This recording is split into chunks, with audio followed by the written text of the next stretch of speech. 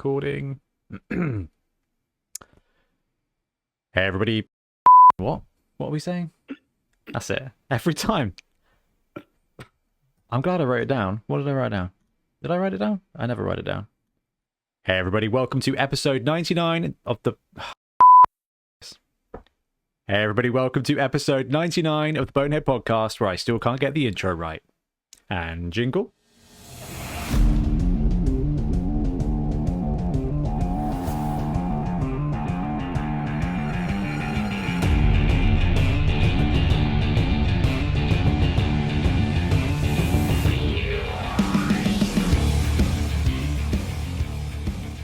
Welcome back. I'm Ben, and once again, I'm joined by Blood Tithe Ben. How you doing, BT? Hello.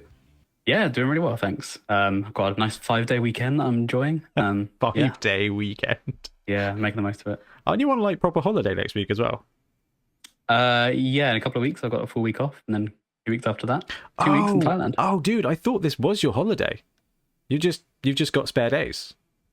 Yeah, I just had some spare days, so I put it either side of the bank holiday, so makes it nice and long. That's brilliant. No, I thought this was like your leave. So you've got like a 5-day weekend, short week off. Yeah. And you're well exciting. And you're Thailand after the tournament. Yes, yeah, like I think the day after the tournament I go to Thailand.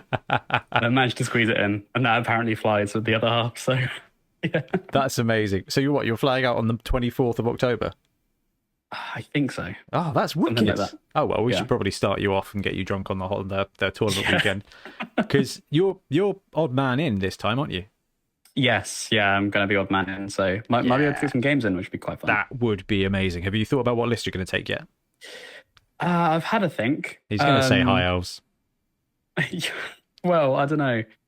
That would be fun. I'm probably just going to take whatever I got painted, because I don't think I can paint anything. Well, I could get something painted for then, but I don't think I want to. So I think I'm just going to maybe take Tournament Skaven, because that's going well, and that's kind of on brand with the episode. Yeah, that's fair. That is fair. Well, you do have a very nicely painted Amazon team now. That is true. And you could run it with the new Amazon roster, in theory. In theory. That all might go completely on its head when we actually find out some roster details in... When they've got, like, snake swarms and everything. Yeah. All right, BT, you've kind of spoiled it already. What are we talking about on episode 99? Yeah, we're going to do a Bonehead Basics, which we haven't done for quite some time. We're going to be talking about Skaven Rosters, the Skaven Team Development. Also, who's a hobby? Yeah, so Skaven, spoiler alert, probably still my very favourite team. And BT has very much fallen down the vermin hole as well. And... oh, they're good. They're so good. They're so good, but we ran them in the Bonehead Championship, and you're now running them in League. So what we're going to do is we're going to have a look at League starting rosters. Yes, we've done a video, but actually Ben and I are going to look at the rosters, argue about which ones we think are better, then obviously have a quick break, and then we'll be back talking about team development. And again, we're going to have the video for reference, so we just talk through the player types, what's good, and how your team kind of comes together, because quite frankly, we've got, I think, quite a bit of experience with Skaven in this edition now, and it's Skaven. Now it's episode 100 next episode, and I am legitimately expecting it to now to have to be about Amazons, because you know it's quite funny how we hyped this up. We've been discussing, it's like, what's episode 100 going to be? Are we going to make a big deal out of it? Like, what are we going to do for episode 100? And it's just like, it's going to be talking about the team that everyone loves. It's going to have to be Amazons. Now, we're not decided yet. I think we need to nail it down, whether we actually just book it in, do the live quiz version of like the 2020 Bash or Dash. I think we probably should just do that, and then we might just have to, like, if the Amazons land first, we might have to do 99.5. I like the sound of that. I like the sound of that a lot. Like, it's really funny. I said to Tiff the other day, I was like, episode 100's coming up. She's like, you've done way more than 100 episodes. I was like, shush. I think we're up to like 150, 160 episodes on the actual channel. Are we? Because we did like some extras. We do like breaking news and stuff like that. Of course, yeah. So we're nearly at like 200 podcast feed drops, but this will be the 100th show, which is, I don't know, like pretty awesome. And I find it hilarious that every time we start recording, one or both of us have audio issues, and I can never remember how to start the episode off. I messed it up 2 times. I haven't written it down. I need to write it down. At 100, it'll click. It'll click at 100. Yeah, that's what it is. As soon as you go over that line, it'll just be second nature. For episode 100, you're doing the intro. I've decided. I think that's what I'm just going to pass the baton. Anyway, let's do Blood Bowl news.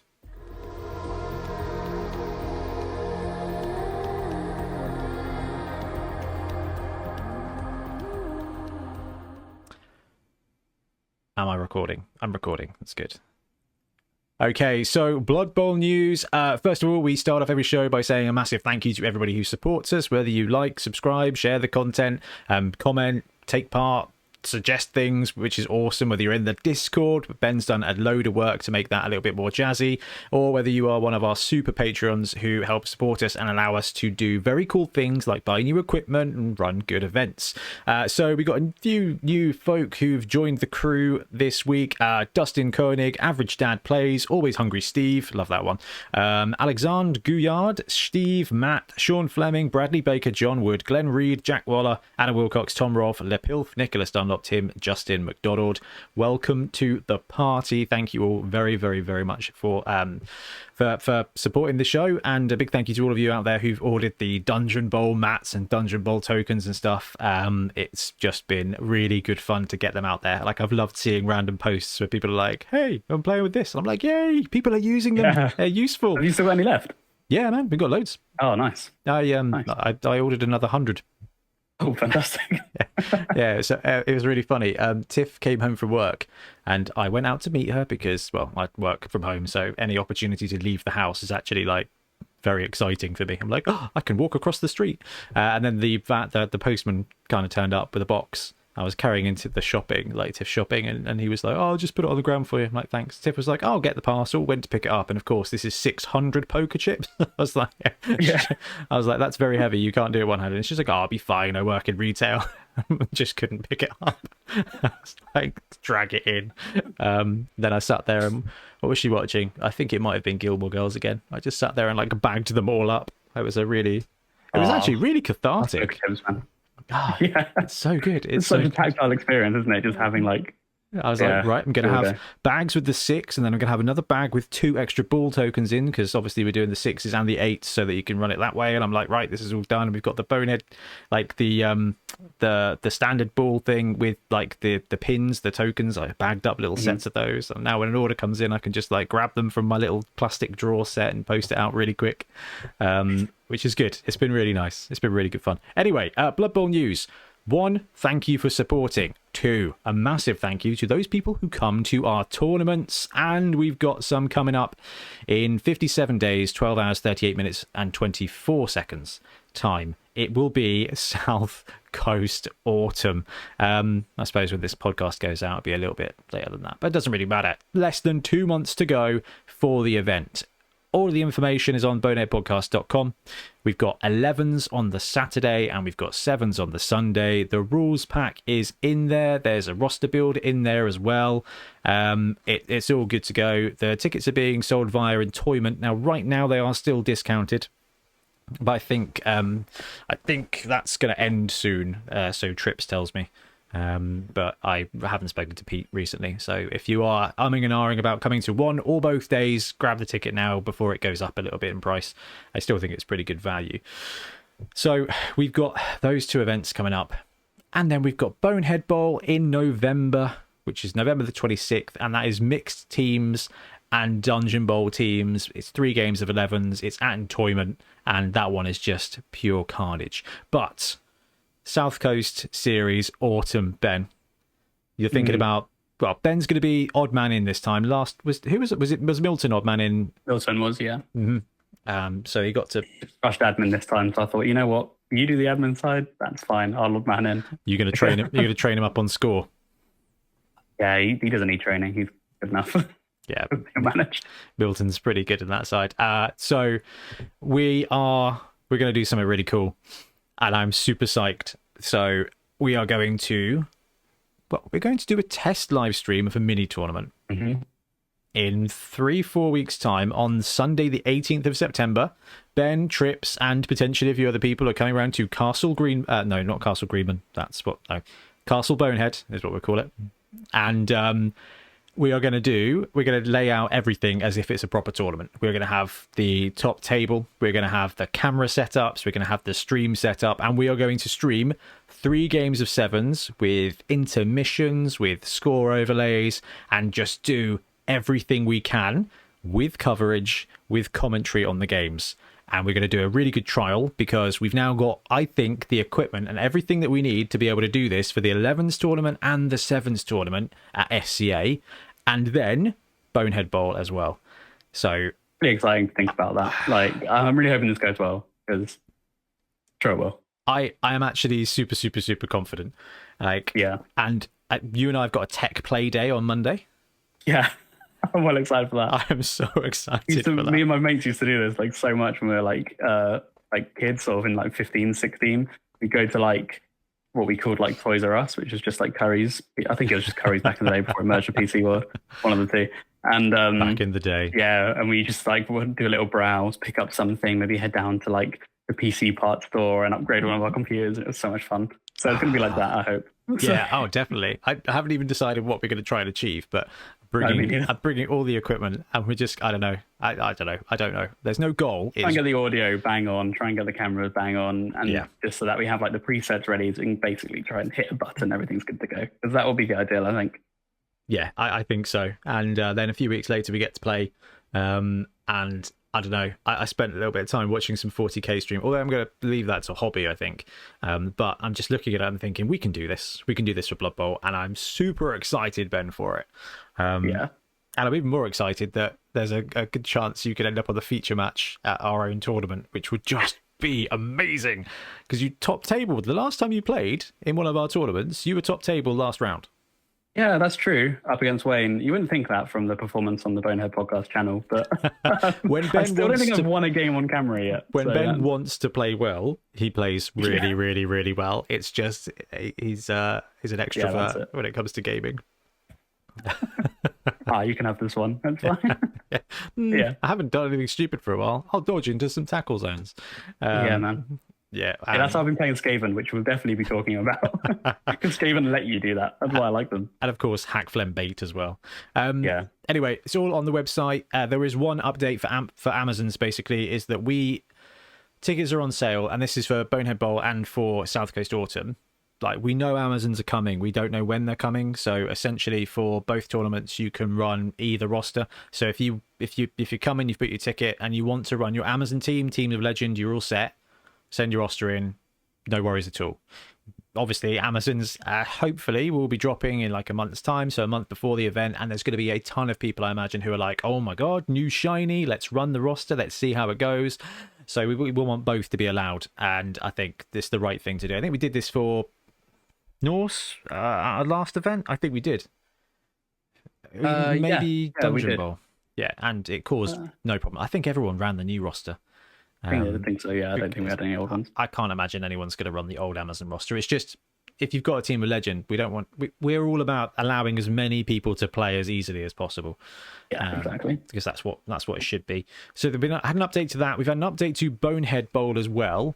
In that previously it was about, it's basically non-standard Blood Bowl day. It's awesome.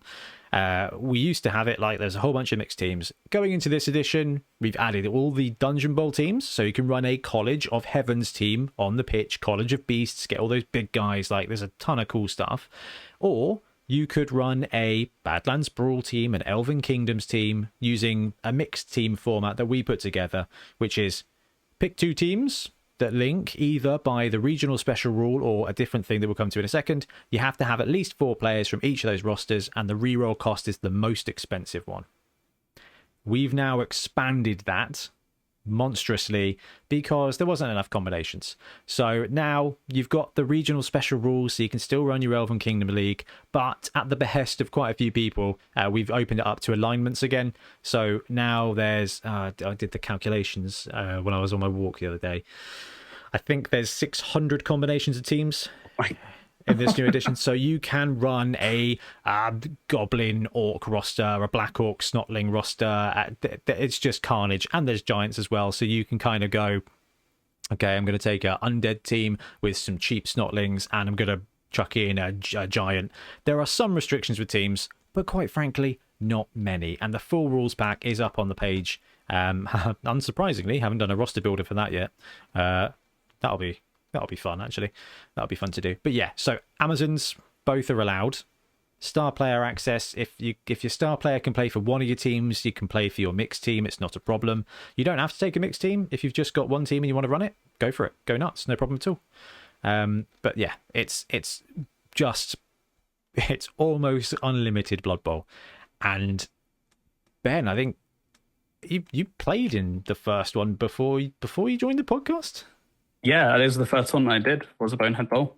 That was with the trolls, Goblin Orc mixed team with maximum troll.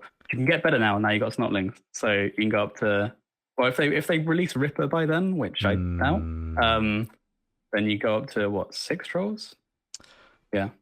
I wonder if you couldn't afford Morg not at 380 as well, could you? 5 trolls. No. Actually, you might be able to. Who's the cheapest strength? Varag at 280. Yeah. But the thing is, Varag's good, and that kind of, well, okay. Varag's not good. Okay, Varag's not bad, which is essential for a troll roster. Actually, no, because Ripper's good. Okay, ignore all of that. But I do seriously miss troll Ripper. with Ripper and Doom Diver it was actually quite good. When it worked, it was quite good. It was, but they've nerfed. Yeah. Well, Ripper's just been Thanos snapped. Yeah, and the Doom Diver is not as good as he used to be. No, not terrible, but he took quite a few nerfs, didn't he? Yeah, he lost the swoop. The swoop's got worse. Yeah, basically, and the landing +1 to landing. Yeah, oh man, he got much worse. Yeah. No wonder goblins have suffered so much. Although they've now got access to bomber, so that's true. No regrets. So yeah, we've got a bunch of stuff coming up. We'll be streaming a live tournament on the 18th of September, so do tune in. I'm probably just going to run it through YouTube so that we can get the polls in the chat, because I want to try out some of the stuff like who's going to win out of this game and stuff like that. And then Saturday the 22nd of October is 11s at the Aegeus Bowl in Southampton. The 23rd of October is 7s again at the Aegeus Bowl, and then 26th of November is 11s Bonehead Bowl at Entoyment. So we got coverage every month, hopefully, assuming everything goes to plan. Although we've got 2 months, but we've got 57 days and a tech session and a test streaming session. So I'm confident, Ben. Yeah, if we don't have it by then, we're clearly doing something terribly wrong. I'm going to buy a coverage tent as well, but that's another matter. I think it's a genius idea. I think that's over. You sent it to me. So Ben sent me the picture of a coverage tent, and I think I opened it on my phone at because you sent it at some I did. Weird it was time. about 12:30, 1 o'clock in the morning. Yeah, and I opened that delirious. It's sort of like the pre-awakening you get before you fully wake up, and it's like 4 a.m. or something. Checked my phone, saw that message, went back to sleep, and then Ben mentioned it later in the day, and I was like, I was convinced I dreamed that because I didn't think that was real. He sent this gazebo booth with windows and stuff. It is a gazebo. The whole idea, right, is that tournaments are loud. Not only are tournaments loud, but unless you are, I think, maybe 3 or 4 meters at least away from somebody's table, if you're doing coverage and commentating, I don't want the players to hear. The worst thing in the world would be me playing a game and hearing someone go, "Oh, he's got a blitz on the left-hand side. Is he going to take it? No, he's not going to take it. I can't believe he missed that blitz. Oh, he's done it." Could you just be awful? We did our fumble tournament, right? And I was doing coverage while playing against James, the Dwarf Lord, and because he was also tuning into the stream, he was like, "Oh yeah, thanks for all the coaching." I could hear you talking about what my options were, and they were really good. I was like, "Oh, brilliant, brilliant!" Isn't that called ghosting or something? Coaching, I think it is coaching. No. But on streams, imagine... on actual ones. Oh yeah, no, yeah, stream sniping. Stream sniping, yeah. I can't, well, no, actually, that's not really right. It's not. Stream time, yeah, that's like when you look at what the opponent's doing on the stream. Yeah, hey, I think that's actually what was happening, I guess. But Basically, yeah. there's no real secret information in Blood Bowl, is there? Which is probably why it's so good. Yeah. But like we're looking at their Magic the Gathering hand and being so, I wonder if he's going to play that this turn. Yeah. Although, Ben, we've got the Magic the Gathering Blood Bowl set coming out at some point. That actually a thing? Yeah. I thought I dreamt that too. No, I think it's going to be like a commander set, so it's not like a full-on draftable set. But I think they're doing Warhammer ones. They're doing 40k. Well. They're also doing Blood Bowl as well. Oh my goodness. So when we have our tech day on Monday, I'm assuming you've got a couple of board games we could bust out and just see if we could see if there's a way we could have a setup so that we could cover a card game as well. I'm thinking I've got Magic, so we can just play that. There you go, perfect. I'm thinking, overhead cam on the playing surface, and then maybe like an over shoulder cam on the hand. I don't know. Yeah, I think that'd be good. It would just be really cool to play the Blood Bowl Magic the Gathering version. You need those cameras they do on poker tables, where it's like underneath the rim. Yeah, because I've got my board game table now, so you could probably position the camera underneath that, and then you could like flip up the cards like they do in like James Bond. That would be quite fun. Anyway, we'll play around with that on Monday. And we're carried away. I don't remember what we're talking about now, apart from my coverage tent. Oh yeah, my coverage tent. So the whole idea is that actually we could put a little tent up 2 meters away and have like a green screen background so that we can do the stuff, right? But also, I think being inside a gazebo with a curtain between me and like the players should be enough to dampen the tournament noise a little bit, and also mean that the players can't hear the coverage, which I think is really important. And also, it's a cool idea. It's a stupid idea. It's a cool idea. But it was, I don't know. Ideas that happen at 1 a.m. aren't always brilliant. But anyway, on to Blood Bowl news. One thing that we have to mention, because I was supposed to mention it last episode and forgot, is Break Tackle, which is this league manager that's being worked on. They've released this new trailer for it, and assuming I remember this as well, I'm going to insert it right now.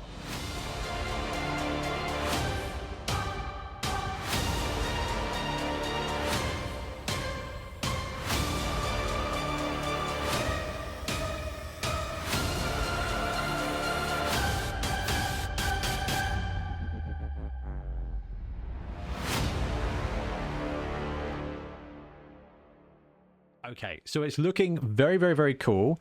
Now, I don't think you can not bring up tour play here. I don't think you cannot bring up the fact that it is essentially designed to do the same kind of things, although this one is looking like it's going to have things like graphs and stats, which I think is very, very, very cool. So we had a chat with the guys who are brewing it up. There's only a couple of them working through it, and as they get further along, as they can kind of release more on how it's going to work and give like demos and stuff, we're going to be checking it out. We were late to the party with tour play because don't know, we didn't really need it. It was a bit, it was fine. We were all right. We're good to go. Actually, now we've used tour play, an online league manager is awesome.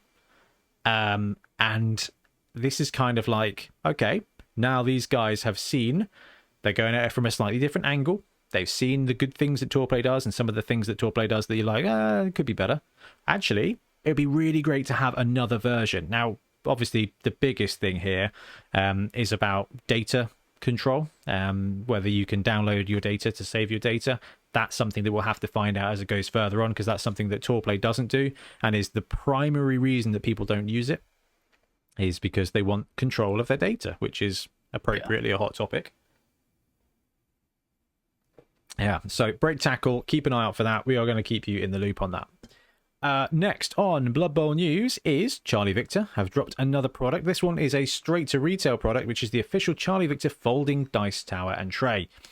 Do you know what? I actually don't have this to play around with on the channel, which is fine. I might actually buy it because we don't tend to use dice trays, because we'd much rather throw the dice at the models on the stream to upset people, which is just it's part of the fun, isn't it? You can just take out someone's gorgeously painted model, just kill that.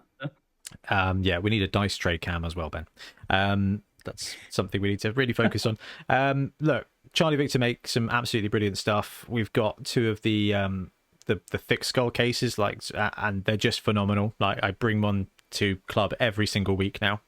It's just primo quality. I'm super impressed, and the fact is that this is just more great stuff. It's pretty reasonably priced at £20 as well.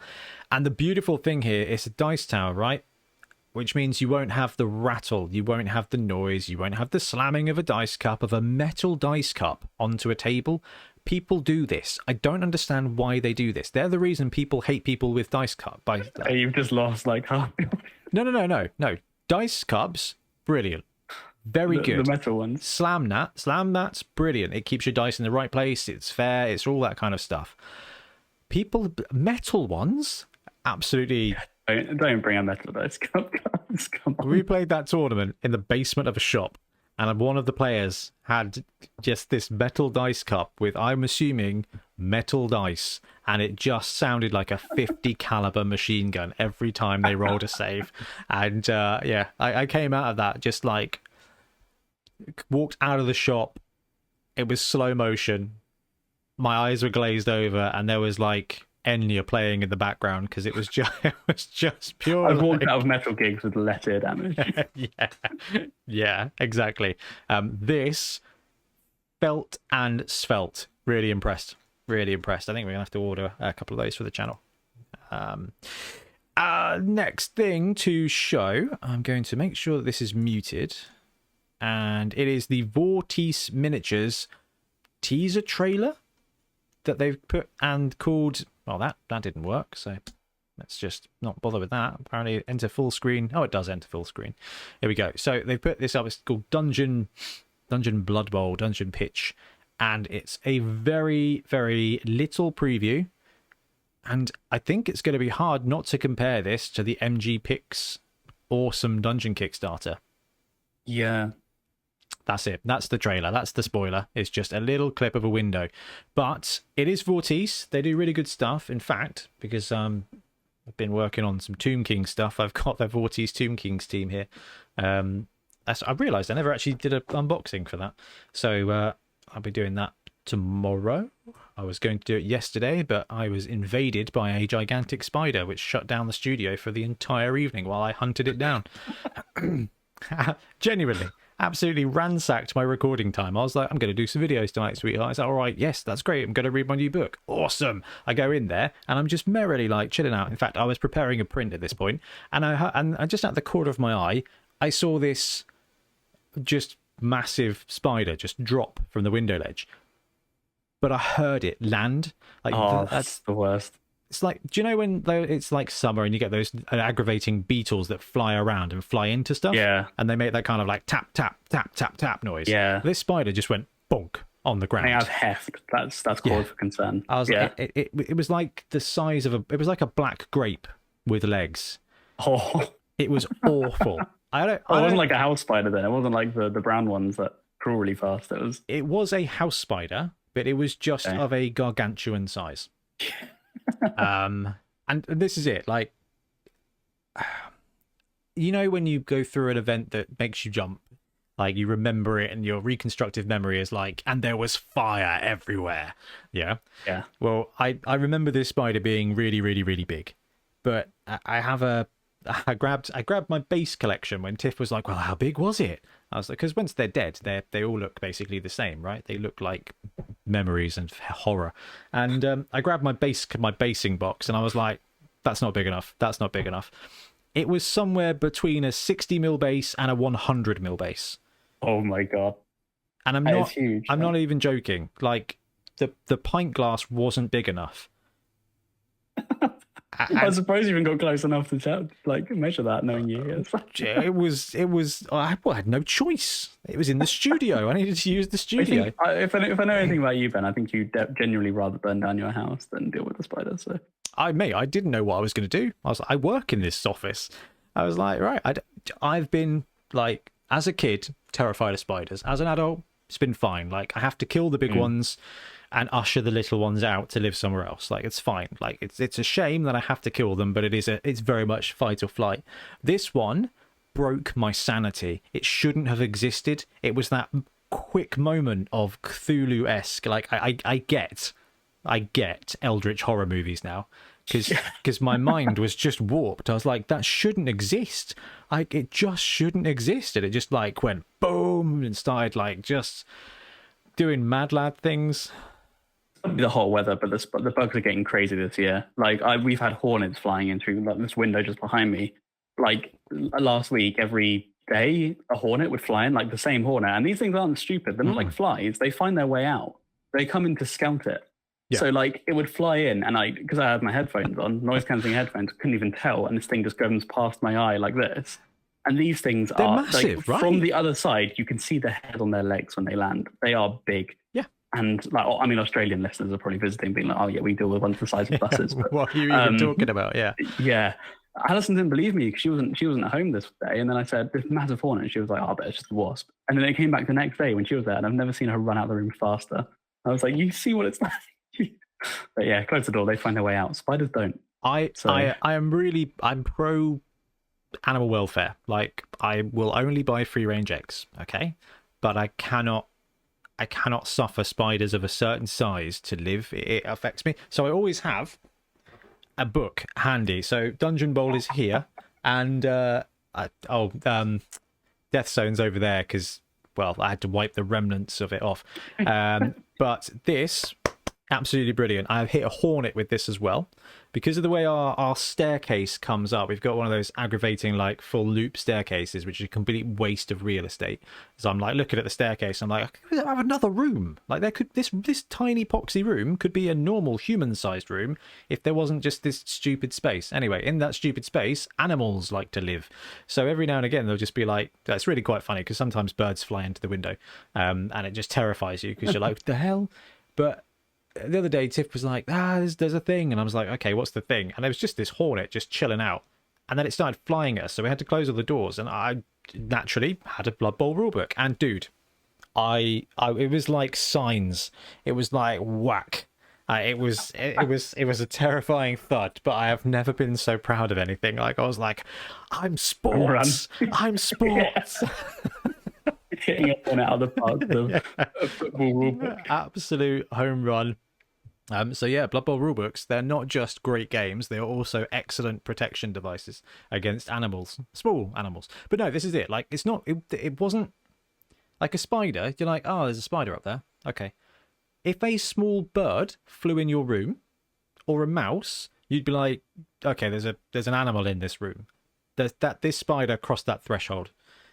This spider did not have Stunty, okay, is basically all I'm saying. And now he's gone. So rest in peace, terrifying mind machine.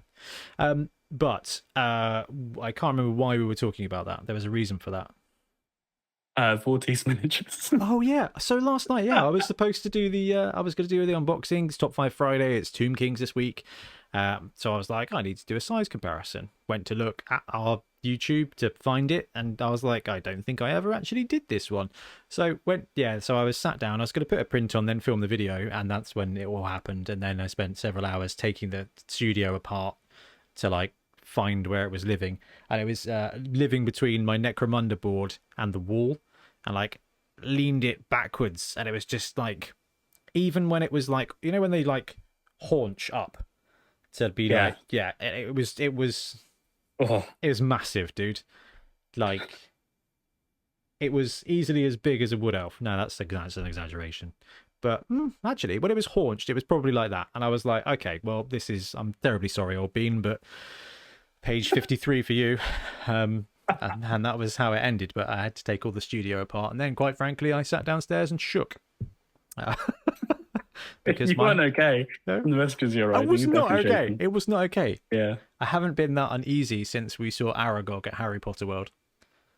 Oh, Aragog. Anyway, I do want spiders in Blood Bowl because I think there's a great rule set there. Anyway, yes. Other cool things. Milton wanted us to let everybody know that Mud and Blood has a late pledge element. So Mud and Blood is the Kickstarter for a whole bunch of 3D printable pictures. 15 quid. And there's like 20 pitches. There's 7's pitches, there's 11's pitches, they've got stadium bits, and it's a really impressive piece. And It was designed for plastic printing horizontally, which is genius when it works. Printers are volatile, right? Trips, selfishly, I know you're going to listen, Trips, went with his family on a family holiday to the Nordic fjords on a cruise. I don't know what's up with that. I know. So couldn't print it for us. Milton was like, yep, I got this. And his printer was just printers being printers, right? So I was like, no worries, I'll cut it up and do it in resin. And did it. And it worked. And now they're going to provide cut up slices to put on a resin printer. And I love it. Like it's detail. It's simple detail. It paints really nicely, but it's actually flat enough for you to actually put models on. Like, Ben, you've seen like some of the other 3D printed stuff, haven't you? Where they're like... Yeah, sometimes they get rocks everywhere and it can be quite face unfriendly.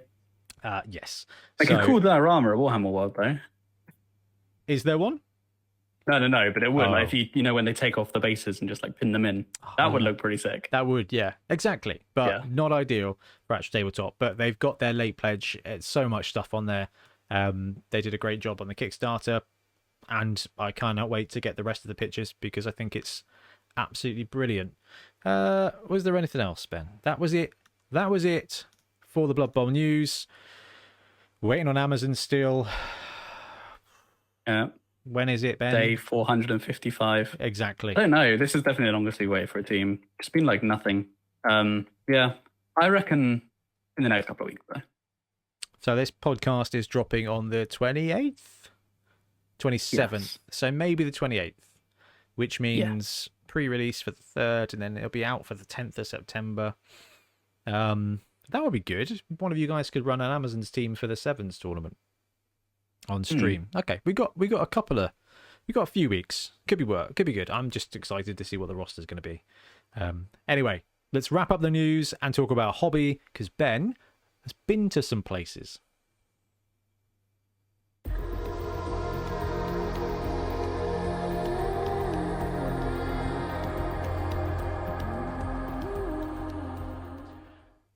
Okay, it's hobby time, and I've got my new toy all set up. Let's do some zooming. Oh, that's the wrong zoom button. That's just panning left and right. We can. Is it remote controlled? Yeah, it's remote controlled, and there's presets, and it's auto zoom, and it does all kinds of stuff. We can zoom in even further on the models. I haven't quite figured out how to autofocus, but there you go. We can see some of my bad paint jobs. You got manual focus too. Yeah, you can flex it. So, but I haven't quite figured out how to use it properly yet. Hey, that's what Monday's for. Yeah, exactly. So we can do some press auto. Cool, there we go. Got some focus on the little dude. So I've been having a great time playing with this piece of magic fun. But hobby, Ben, what have you been up to while I do this in the background? I finished the Amazon team. I think I was painting on the last podcast. Which is good because I time myself on that, and I managed to get the entire painting stuff under 7 hours, which is good. Sorry, the team in 7 hours? Yeah. Well, if you take out the test model I did, then yeah. That's ridiculous, dude. That's amazing. Yeah. So I was really happy with that because that's kind of part of a personal goal. I'm trying to like min-max the sort of time quality stuff. So yeah, that feels really good. So I did that. But I also went to Warhammer World, which is really cool. So a bunch of mates, we had this planned for quite some time. They're all parents, so it's really hard to plan things. Yes. We went off on the old pilgrimage to Warhammer World and played some 40k games, which was honestly really cool. And I even managed to teach my mate Blood Bowl in Bugman's, which was an awesome experience. That is so had our beers, cool. had our food, and just had it set up. So I took the cardboard pitch that you get in the starter set, made it 2 squares, put it on the side of the table, and just like while we were drinking, eating, just taught him the ins and outs of Blood Bowl. Basically, like followed the sort of like video game tutorial style, which is just like, here is your player. They move this, and then when you move this, you can do this, and then like level 1, level 2, level 3, and then eventually played little like basically, it's essentially set him up. Scenarios. So it would be like he'd have 5 players configured in a certain way. I'd have 5 players configured in a certain way. And I'm just like, okay, get the ball to this square in the hands of one of your players and just like hand over to you. Like, how would you do that? And then it would be like, you do something, and then it means he's doing a 2-die uphill block, and he does it and fails. And it's like, okay, you failed, restart. And then try again. And it was like that. We talked about really well. using a tutorial method like that before, haven't we? Because it's a very, very, very good way of doing it. I mean, you picked it up, and then we played later in the evening and played a game. So yeah, it seemed really good. I only did one half because doing a full 16-turn game and I'm surprised you didn't bust out Seven's pitch and do it that way. I don't own a Games Workshop 7 pitch. I've got two. Yeah. I've got two. I just need to. I know. I should have planned for that because I wanted to do that, but busting out in, I didn't know how they feel about rolling out neoprene and Buckmans. So. Yeah, that's fair enough. Got to protect that IP. Yeah, exactly. No, it's a really, really cool trip. Fun to get some 40k games in. Grand tournament games, which the first time I played that, really weird and hard, man. I don't think I like it. Grand tournament games. Yeah, those are like the competitive rule set. So you have you pick your secondaries and you've got primaries to achieve. Oh yeah. It's just very much like I have my objectives that I need to do, and it doesn't really matter what you do because I've built my list around doing this exact one thing, and all I need to do is do it. I prefer the Tempest of War, which with the cards where it's kind of reactive and dynamic, and what you do every turn is kind of, you have to build a list of kind of what's the word, all comers. Yeah, all-rounded, all-rounders. Yeah, you gotta kind of make that, and I think I prefer that side of 40k. It's a preference. I think that a lot of people like the Grand Tournament stuff. But. I've been very vocal about not approving of Age of Sigmar and 40k really, although I've spent the last weekend on and off watching tournament coverage of oh gosh, where is it? What is the channel I was watching? Because I found it on the YouTube and really liked what the guy was doing and how he was doing it. War Games Live. It's a chap called Joe who does it, and he did this coverage of the Salt Lake Open over the entire weekend. And it's not easy, right? Blood Bowl is amazing because it is simple. You've got the stuff on the pitch, and it's all decisions. It's all decisions on the board. It's all your risk and reward kind of stuff, which is just awesome. That's why it's the best game out there. But I really enjoyed watching the coverage of 40k, and because of that, where's the rules set? I wonder if there is a player pack. I'm going to click that and see if that's around the way. So I get it. I can see why there was 180 players people playing 40k at Beachhead this year. It's cool, man. It's a huge investment, and I wouldn't trust the game system to stay remotely balanced long enough to be able to actually use anything I'd painted. This is where I think Blood Bowl has an incredible advantage, because except for once every ever, right, where Amazon's right now, this is the only period of uncertainty we've really ever had for a team for any particularly long amount of time. And that's a level of uncertainty that makes people who bought models in 1998 nervous, and it's now 2022. So there's nearly 25 years where actually you've been able to play with your team for mostly the same way. Whereas 40k and AOS, you're like, goo, I'm going to spend 80 quid buying 2 boxes of this one unit, and then the unit's going to get nerfed on a random Tuesday FAQ. It just makes me super nervous about it, but it's a very immersive rule set. And watching the coverage, which I think was probably the way you called it, because they had primaries and secondaries and all this kind of stuff, and it was very much kind of okay, the first 10 minutes of my turn is me talking through these special powers from this book. Like you say, the theme and the theme of the game is just nailed. It's a really good theme. It's just sometimes I just feel it's just a bit too much. I don't think it needs to be that much. Yeah, I agree. I've been impressed. So I watched a couple of games. So they had the Chaos Knights, and I was like, this is pretty cool. And then yesterday I was stumbling through, coming towards the end of the month, got to look at the Patreons that are coming out, the 3D printed ones, to see which teams we're going to do print to pitch, get it all planned out. And then I came across Gamak, who do definitely not 40k stuff, including some knights. I was like, oh, you know what? I've really fancied like playing with getting some knights, painting some knights, because I'm a big fan of big monsters, hence my absolute love of giants in Blood Bowl, and my aggravation at the 0 to 1 restriction. And I was like, oh, you know what? I'm going to print some knights. So I joined there, I got their files, and I've got 2 armigers coming off the printer very, very, very shortly. And then I'm tempted to print out a full Chaos Knight, just to get my 40k, like, I've built a thing, I've painted a thing kind of thing. So that's the army to do it. And there's, like, if you want to do it, you only need a couple of models. So yeah, that's kind of what I was thinking. That was what, you know, when the big giant dudes were released for Age of Sigmar. Yeah, I was hoping they were going to be like knights, but for AOS. They kind of are, aren't they? Nah. They're not. There's basically Age of Sigmar is just really against customization in any way, shape, or form, isn't it? That's true. Yeah.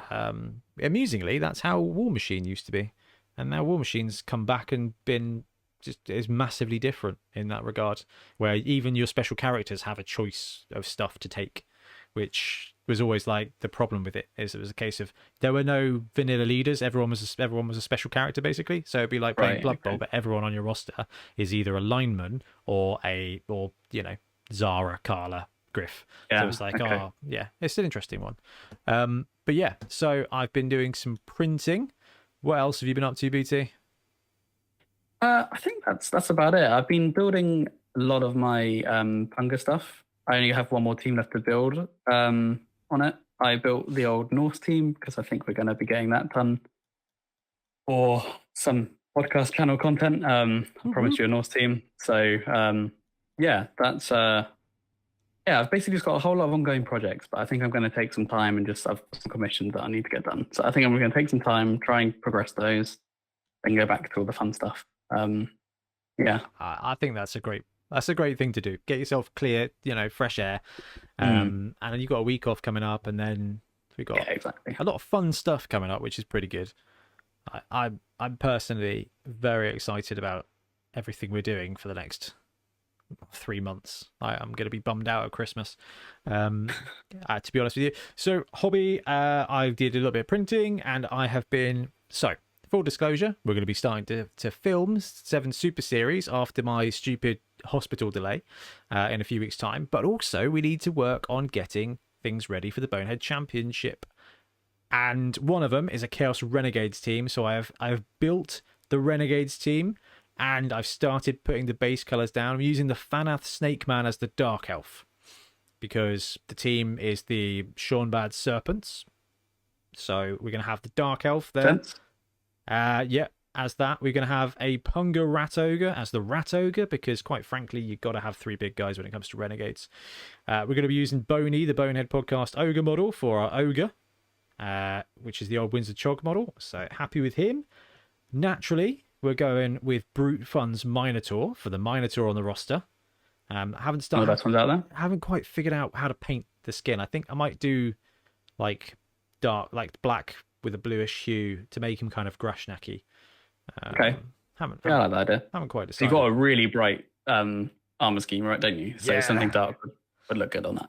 And I've got a Goblin from Torchlight, who was my paint scheme tester. That's so good. Armor's going to be something like this, but with more stripes. And that was only my first layer of like layering of the color. So the color is going to be brighter than that. Like, because you all rightly pointed out that all of my teams look exactly the same on YouTube. So I'm going to paint all of my teams from now on with bright, garish colors, and get Ben to paint the rest of them. All the dark drab ones. That's what I like. Yeah. What else have we got? Got a Skaven, which is one of the Punga dudes. Although I did find another model that I was tempted to swap in, but I think as I've already based and painted this guy, so you got to have the Skaven. The Orc is a Torchlight Orc, one of my favorite Orc teams. They just got great models, great character. I went with a blue skin tone because actually it's just, I fancy doing something different, and also green skin with green armor. Yeah, green on green. Yeah, it will disappear. Can it? It does. There you go. Oh yeah. That's going to be fun. Got to consider that. Yeah. And for the humans, I'm going with the Torchlight Marauders. Actually, I think it works really well to be Marauders for the Chaos Renegades team. They're chaosy. That'd be good. So I've been building and painting a Blood Bowl team. So I've been doing some stuff. Yeah, busy. Yeah, it's good fun. And Looking obviously good. we're all waiting for the Amazon drop. That'll be the next kind of big that we have. And I guess the only other thing to mention is that I think there's a chance that the Saturn II will turn up tomorrow. Oh yeah, I forgot you got that. which is very, very, very exciting. So Elegoo Saturn II is a gigantic printer.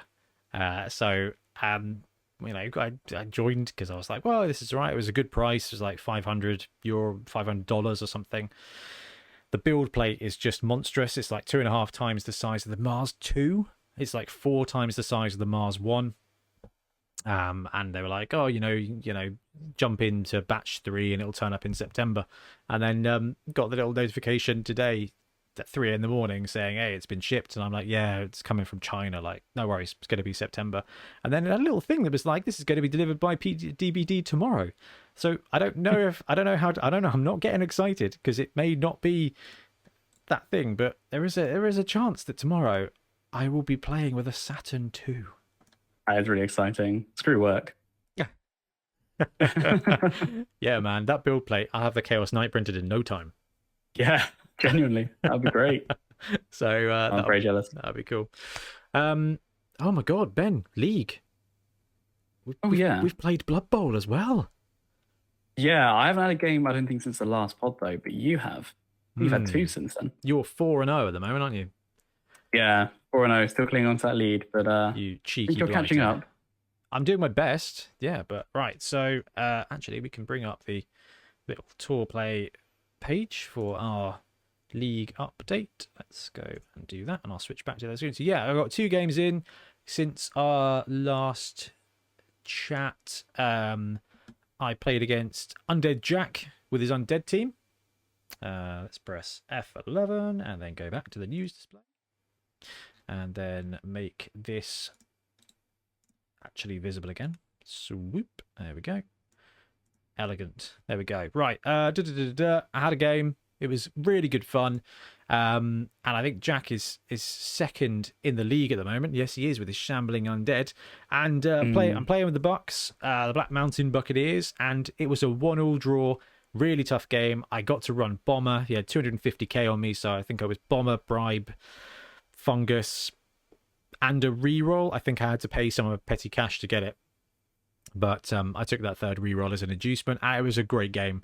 I was not expecting the Black Orcs to be able to beat up on the undead, and I think I elected to receive, and just actually pounded and ground out the time. I couldn't quite stop him from scoring, so it was an equaliser, and then had a chance to score in the second half to go for the 2-1, but Bomber double wand and just blew himself up. I deployed with like a really great shot at hitting 3 zombies on the line. I was like, yep, let's leave you there.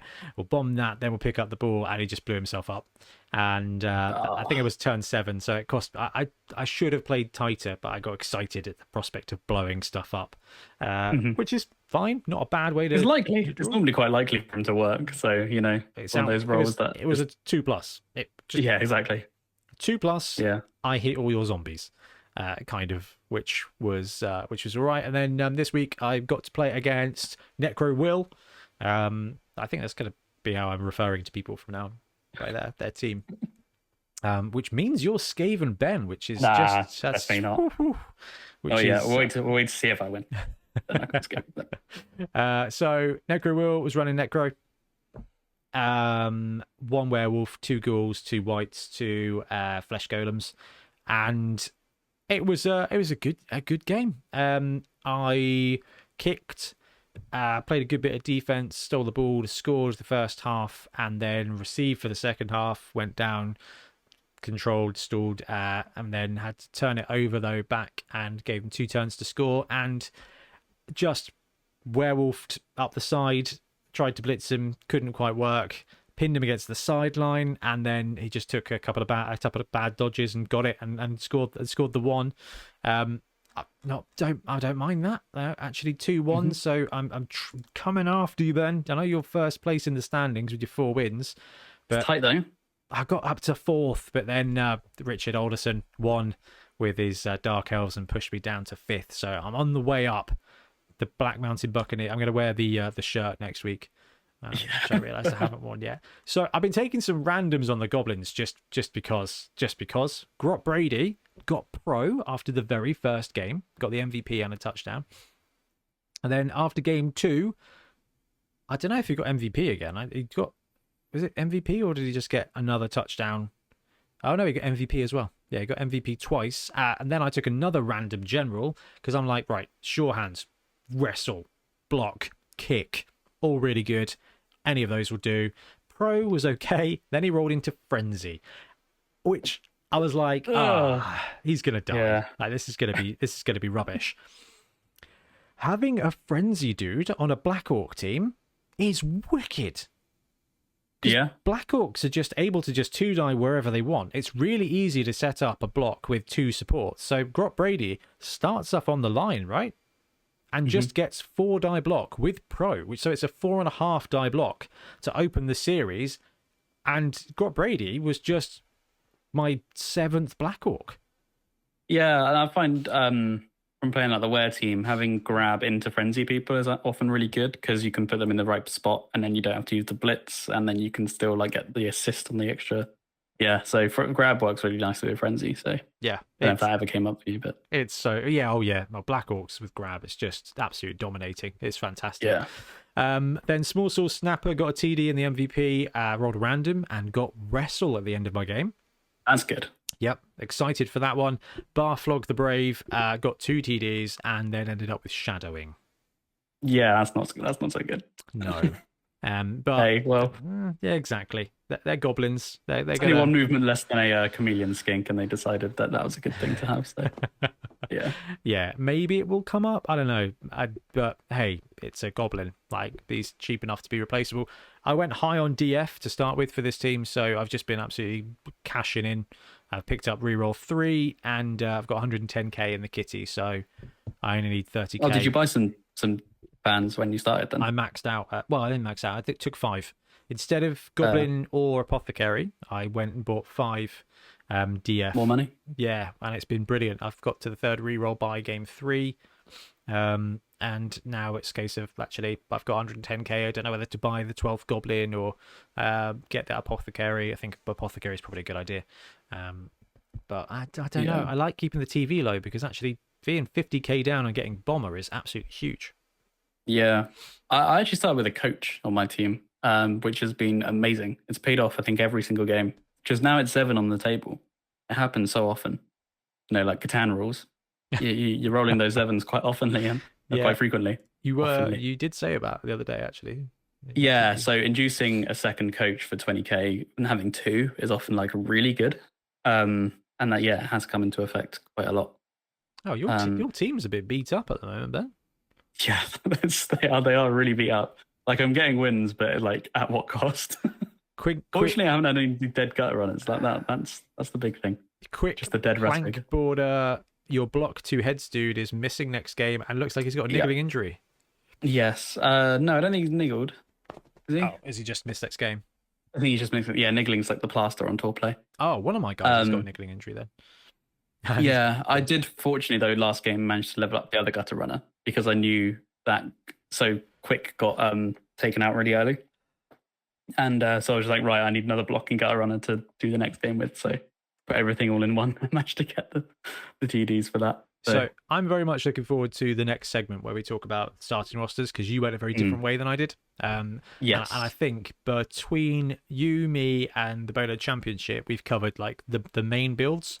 So we can kind of go into detail about like actually what's good about it, what's the vulnerabilities about it, because Skaven kind of play in different ways, which is pretty cool. Right, I have talked about painting, I've talked about printing, you've talked about playing games at the Games Workshop Holy Land. I think we're all done for hobby at the moment, Ben. Yeah. All right. Let's talk Skaven.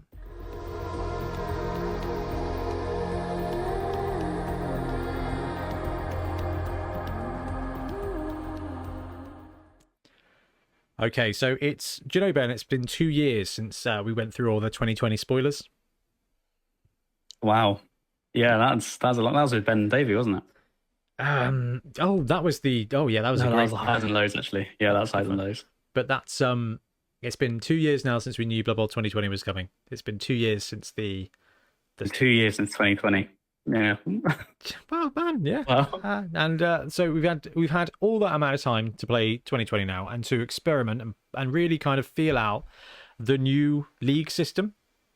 yeah. Because the way leagues work in 2020 are, I think, much different to Blood Bowl 16.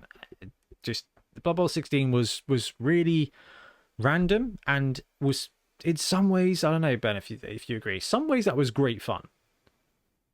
Yeah, it was old school, that's for sure. I do agree. I think, yeah, no, I can't say it wasn't fun because we played it and enjoyed it. But yeah, it was definitely like often I felt like the league could be dominated by the person who just got Roll the double high rolls. sixes. Yeah, exactly. Yeah, it's Yeah. hard to keep up with that.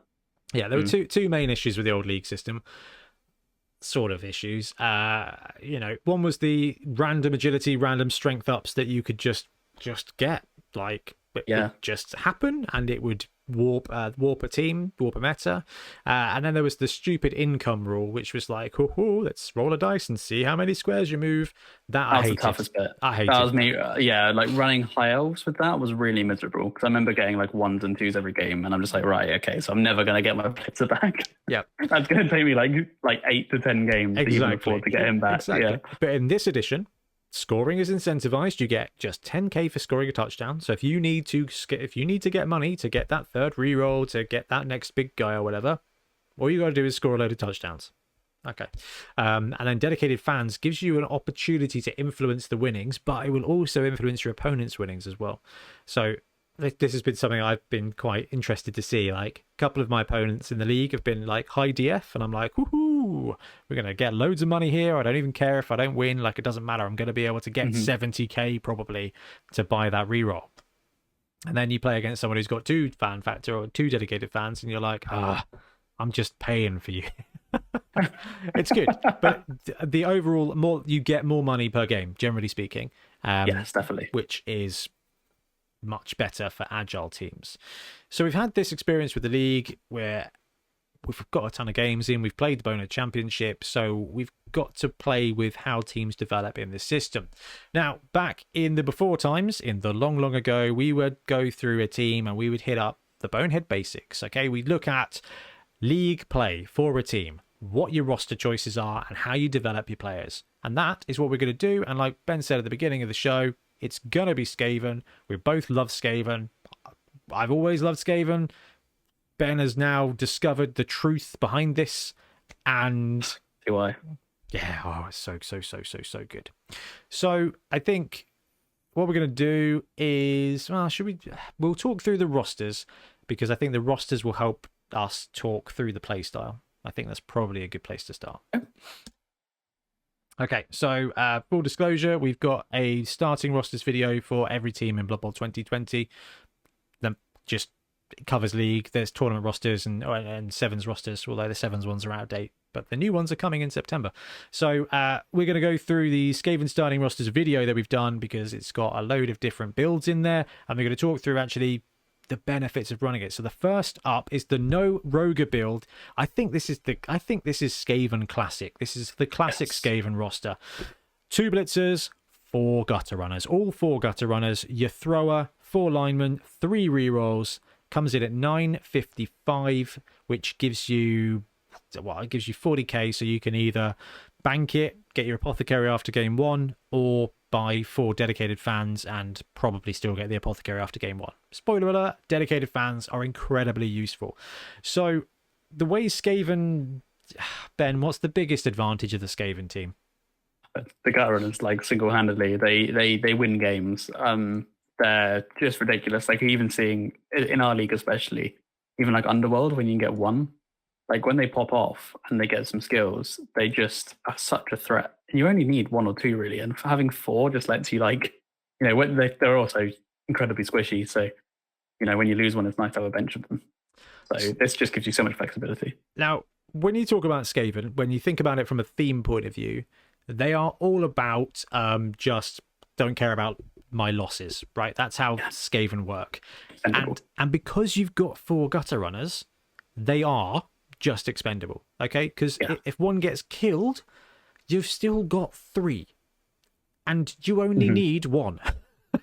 Yeah, absolutely. I almost think that they're too cheap because they make them expendable. They've gone up in like price. They're 85 base, right? Or do they go down in price? I don't know. I don't know. Yeah, but they're 85 in this edition, and you get a lot of stat for that price. Like, just movement 9, I think is. I can see why they capped movement. Yes, another great change for 2020. Yeah, because 9 from the get-go is just there aren't any other players that can keep up with that. Like a werewolf might just about manage, but I mean, if they slip past, it's You bang on, right? So I played against Necro werewolves. Movement 8 is fast. Okay, war dancers are hated. They are fast. Werewolves are fast. 8 is a ton of movement, right? 9 is just miles better, and they're Edge 2+ with dodge. So Ben's right. Strength 2, armor 8+. It's and they are going to end up in places that they don't want to be, and people are going to target them. And the vulnerability of this roster, Ben, is that you've got 4 strength 2 players. So even though gutter runners are almost unstoppable on offense, they're incredibly useful on defense. We'll talk about that. But from a strength on strength point of view, you've got not a lot of things to play with here. You are basically playing bad lineman elves at this point. Yeah. And like you're saying, it's like you have a bench of gutter runners, but you don't have a bench of players. So it's like with this, is this a 12-player roster? Nope, only 11. This is only 11. Oh, okay. So there are no bench of gutters. So you're having them all out to be expendable, and you're only getting players after your first game. Most likely you can get like a line rat or something just to give you that like flexibility. Yeah, there is a bit of flex with the no rogue build. You can actually just take 3 gutters and use that extra cash to have an apothecary ready and an extra lineman instead. So there's a few things you can do, but actually drop a reroll because drop a I like dropping a reroll for an extra player to save putting all the guys out in one go. That might help. It's reasonable.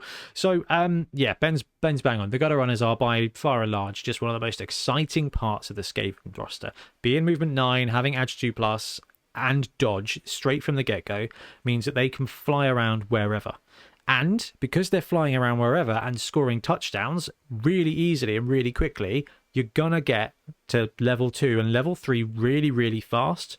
And it gives you a lot of flexibility because this roster here, you've got 2 blitzers. The blitzers are brilliant, but that's kind of it from a defensive point of view. But you get the option here, get block on a couple of gutters. It protects them and actually gives you that opportunity to have a really speedy safety.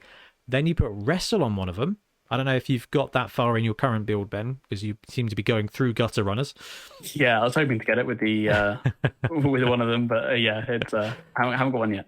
But taking a 2-die up wrestle attack with a gutter is way more reliable than you think. Like it just is. And sometimes even though this roster is light from strength, one foul move, one failed ball pickup by your opponent, 4 gutters will get it. They will harass your opponent, and even if it just costs them 3 or 4 turns, it's slowed them right down, and actually you're going to be left with 2 turns. And I have yet to basically find a situation where I have not been able to score in 2 turns except by dice, right? Because you don't have to do a lot. So it's often a case of rolling like out, worst case, like a 3+2+ dodge. And then it's a 3+2+ touchdown, basically. Yeah, exactly. Yeah. Or you get in a position where you're like, okay, all I've got to do is survive a blitz next turn. And I've got dodge. And, by looking at your roster, Ben, block is the first skill you take on most gutter runners. And then you've got blodge. So, they're going to get 2 dice. But at that point, and this is the really interesting thing that I think people skip over with the fact that they are strength 2. if you are going to get blitzed in the backfield, your opponent most of the time is going to be able to get an assist on your player. So whether they're blitzing with a strength 4 player or a strength 3 player with an assist, they're going to get 2 dice on you anyway. So being strength 2 in that situation, it doesn't massively matter because you are just going to get 2 die blitzed if you're out in the wind. You shouldn't be, but it's gonna happen. It's gonna come. So the no rogue build, I think, is the classic Skaven roster. It is low on durability. I think we've kind of discussed that, but actually it gives you the maximum Skaven shenanigans. And now we've got the Rat Ogre build, which I put down as 2 blitzers, 2 gunners, 1 thrower, 5 linemen, 3 rerolls, and the Rat Ogre. Is that what you started with, Ben? No, I think I had another player. I dropped one of the rerolls and got another player and a coach. Okay, all right. So you went real skinny, the 2 reroll build. Did you start with 2 gutters, though? I did, yeah. Okay, so what made you go that route? The main reason I went this route is because I really like the Rat Ogre model, and I really like just Rat Ogres in general. I wanted the Rat Ogre. The reason I didn't go for the extra reroll was just because I wanted the bench because I knew Skaven was squishy, and especially the way I play them, it's handy to have that kind of fallback. And I'm glad I did with how the league has gone. And the rerolls, honestly, with Skaven, you don't often need them a huge amount. You have a lot of the stretch stuff you have built in. Mm-hmm. With like pass, with the dodging, with sure hands. You know, you've got a lot of like what's the word? What's the word I'm trying to think of? It's consistency. It's safe. It's like like consistency. Reliability. Reliability. Yeah, that's what I'm after. Yeah, they're quite a reliable team from day one. So yeah, I just took a bit of a risk, and the coach has paid off because most games are getting an extra from that. So yeah, do you know that was a standard strategy in the old tournament days? Really? Yeah, it was right. I can't afford my 3rd reroll, so I'll dunk 30k into assistant coaches because at some point we're going to roll. Because back in those days, 6 and 8 both gave you the same thing, didn't they? Yes. It was assistant coaches or cheerleaders, so you could put money in both of them. Actually, it was put money in fan factor to win it because it applied.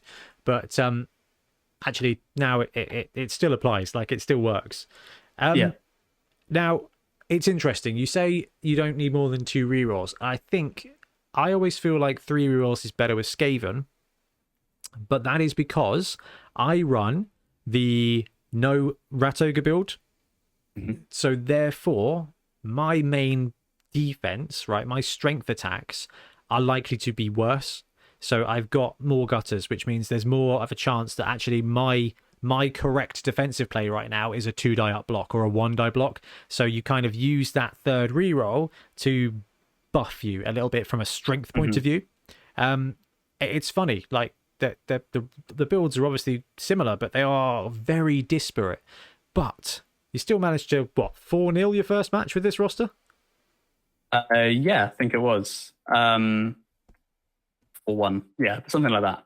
But yeah, no, it's good. And kind of like you say, where you say the rerolls like your defense. Yeah, for me, I always play the Rat Ogre as my safety. You know, my gutters usually, something I'm doing really early is I put the gutters just all the way down the pitch, and then they're just behind them. And they're just like, okay, you can now deal with that because all I need to do is pass to them and then I'm scoring. Yeah. So my safety, like, they're my speed. So my safety is a movement 6 frenzy guy, strength 5. It's just like, and it's happened a couple of times. Like, I played against Lizard Men last time. He got the ball to a skink, started running it down because it was like all he could do really. And I'm just like, well, okay, I'll frenzy him off the pitch then. 6 dice. Yeah. And it was just like, like you've outrun my gutters because they're at the other end of the pitch, but because he did a pass and then a run to a handoff, and then, you know, the ball went down the pitch and went there and then went off the pitch and the ball got thrown in back to the other end again. It was very unfortunate die for him. But and the Rat Ogre is an excellent safety piece because it's just really threatening. And super threatening. Because it's it's not, which is the one? Animal Savagery. Yeah, I just move. Yeah, it's Animal Savagery. Yeah. So you put a victim. Fury is the other one. Yeah, you put a victim next to him and he cannot fail that blitz. Can't fail. Yeah. Yeah. I mean, I have lost a couple of rats to him, so it's fine. They're rats. Who cares? Yeah, No wonder you want that extra bench in there. exactly. Yeah. So from the video point of view, there was one other roster there, which was the triple gutter one, which we already talked about, which is it's basically the same as the first roster, but you take 3 gutter runners and use that extra cash to start with either an apothecary or a 12th man. And then you've got that spare cash to put into the kitty. So you've got a bit of a choice. Now, I would say that the 4 gutter build is it's a dash roster, full on dash. Okay, you've got a great defense when things line up. Okay, you've got to be able to position well. You've got to be able to take some bad dice, but all you need is to force a turnover once, and you are there. Like it is TD straight away. Actually, I'd say that the Rad Ogre build is slightly more mid range because you've got a reasonable combat contingent, but you are a vulnerable one. But the Rat Ogre in this edition is just awesome. Like that animal savagery, yes, like Ben said, it's gonna hurt your own players. And if you've seen the Bonehead Championship, I'm pretty sure that happened. Oh man, didn't the kick guy get taken out at one point? I think something like that happened. Yeah. So be careful with who you put next to him, or like a prone gutter runner or something, because if there's someone to smash, he's gonna smash them, and it's gonna be with Mighty Blow, because that's just brutal. So yeah, but ultimately, you're gonna end up with 4 gutter runners. It's just a matter of time to get there. The Rat Ogre is not ubiquitous. Not all teams will end up with a Rat Ogre. And the difference in there, and Ben, I don't know how you feel about this, is the TV. Like that 150k is, if you've got 2 gutters, a thrower. We haven't talked about the thrower yet. We've got to talk about the thrower because, probably the best thrower in the game. You've got 4 gutters, you've got 2 blitzers, you've got a thrower, you've got your dudes, you've got your rerolls, you've got your apothecary. You're already at 1250. You take that Roger, you're up there at 40 in the 1400s, and then you get a big TV differential.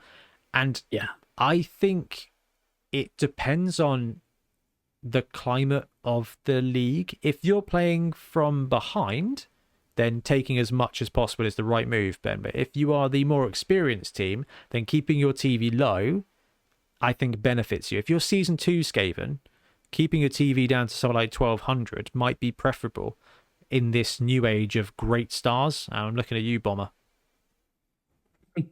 Yeah, I think it's good, and you got Hackflame running around these days. I'm adamant not to run him in the league because it's kind of like I just want to try a hack from the Skaven because he always shows up. Hackflame's not a Skaven team star player. No, well, he is when you only had 2 gutter runners and one gets taken out. Yes, all right. If you're down to 1 gutter, I mean that's just. Then he's just playing Underworld. Yeah, that's true. Yeah, they seem to be doing fine. But it's like, I mean, we can prove a point with the Rat Ogre thing. My team, I started with the Rat Ogre. Game 1, he died, and then you are just you say it's a huge TV sink. It is. Like as soon as he goes, I mean, he's only armor 9+, so it happens. Then you really are kind of strapped. Like I was a lot down in my second game, but thanks to BB 2020 and some of its broken ways of making cash, I was able to get it back pretty quick with the side bet. So I still, you are gambling a lot on having that Rat Ogre from day one, and even a few games down in experienced teams, you are right. But it's easier to add things to the team as you go along, though, isn't it? Like, because you can add a 100k reroll, you can add an 85k gutter runner, or you can add a 150k roger, and it's hard. It's much harder to save up to 150k. Because you end up risking, all right, not a lot, but you do risk a little bit of the expensive mistakes when you get over 100k in the treasury, so it can knock you down a little bit. And if you have a couple of bad games where you don't get that extra income from TDs, then it can hurt you. Now, how's the thrower been for you? He's unbelievably good.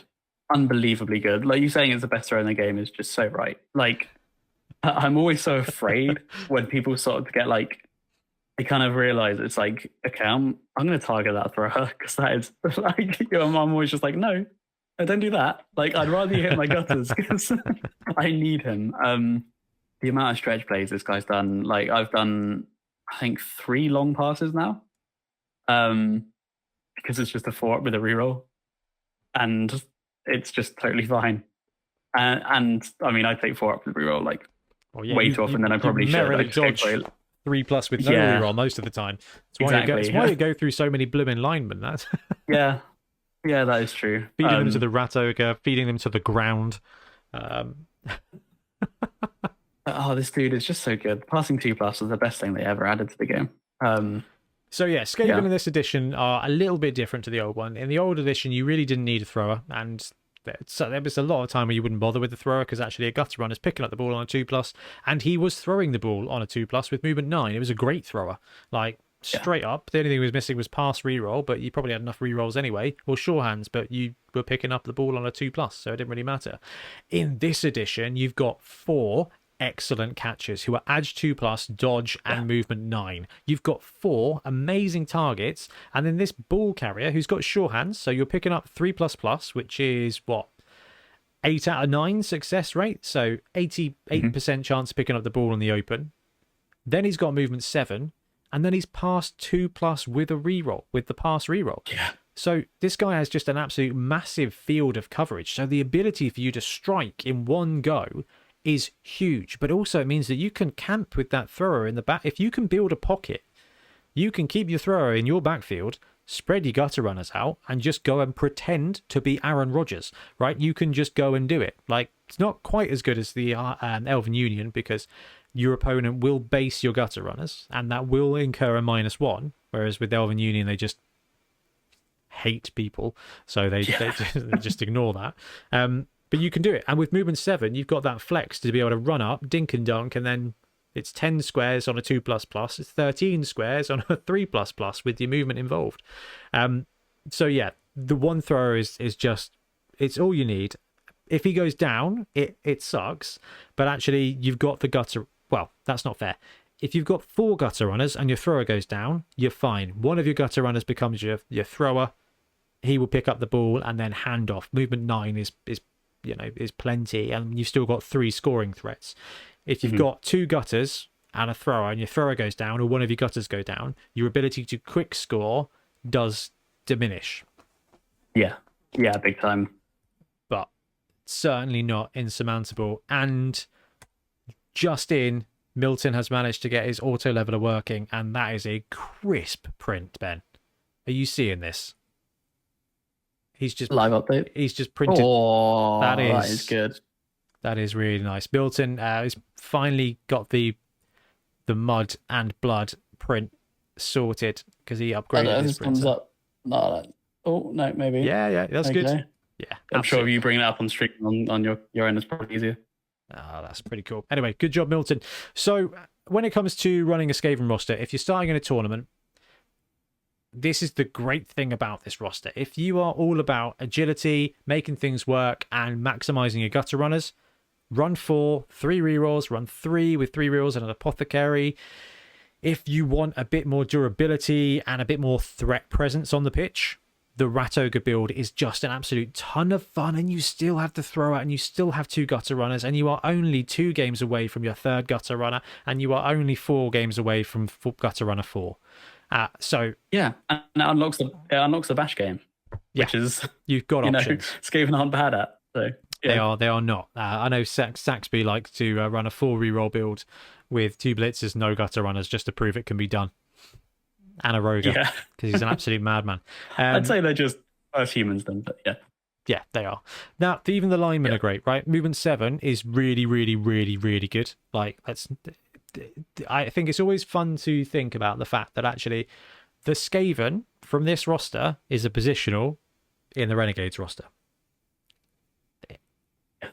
Movement 7, strength 3 is great.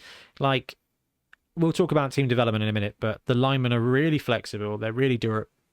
They're really flexible. They're tougher than you think on offense.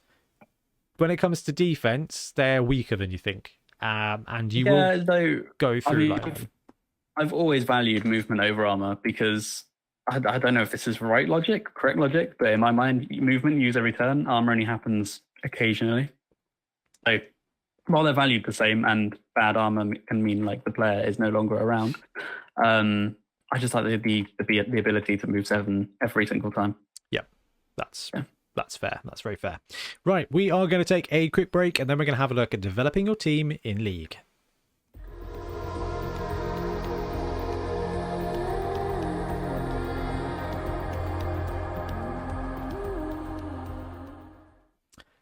Okay, we're back, and what we're going to do now is talk team development. We're going to talk about the players, what skills work out really well for them, and kind of what fits well with your team, but also what options there are for players, which I think is really important. Again, I'm going to plug a video. We've got Skaven Team Development on our channel. We've got team development video for every team out there, so we break down the players and the skill packages that you can take on them. We've also got dream teams, which I think is where we're going to end up at the end of this pod, talking about how your team comes together. So step 1, what do you take? Step 2, how do you grow it? Step 3, what does it all look like when it's put together at the end? So Ben, what player do you want to start with when it comes to skills and stuff? Should we do let's do the Rat Ogre, because we were talking about that. Let's start big. Let's go Rat Ogre. It just so happens that the Rat Ogre is the first player in the video. Cool. All right. So, talk through your Rat Ogre's development, Ben. So I've essentially just gone straight for Juggernaut, and that's purely because the way I've been playing him, like I said, he's like my safety frenzy blitzer. So having Juggernaut just makes that so much more reliable. I don't want to blitz someone, roll a both down, and especially when they have block. Well, you've got I'd rather frenzy, just position. Right? You've got frenzy as well. So Jugs just keeps you going and allows you to make another set of die rolls. Use it twice. Yeah, use it twice every turn. So, every time you blitz. But yeah, like it's just really good, and it means that if they have block, he's now even more of a threat because he can use that Juggernaut against someone with block. And all I really want to do when I'm doing a frenzy safety blitz is just position them badly and be annoying, potentially surf them. Usually people don't tend to let you do that when you have a Rat Ogre, but it can happen. You can catch them out. You can catch them out. Yeah. And always, if you've got a Roger who's open and ready to blitz, always be looking for a cheeky assist. And when I say that, it's if your opponent's player is 3 squares from the 2 squares from the edge, and you've got a block to push him into the red zone, right, where you can actually surf him with a Roger.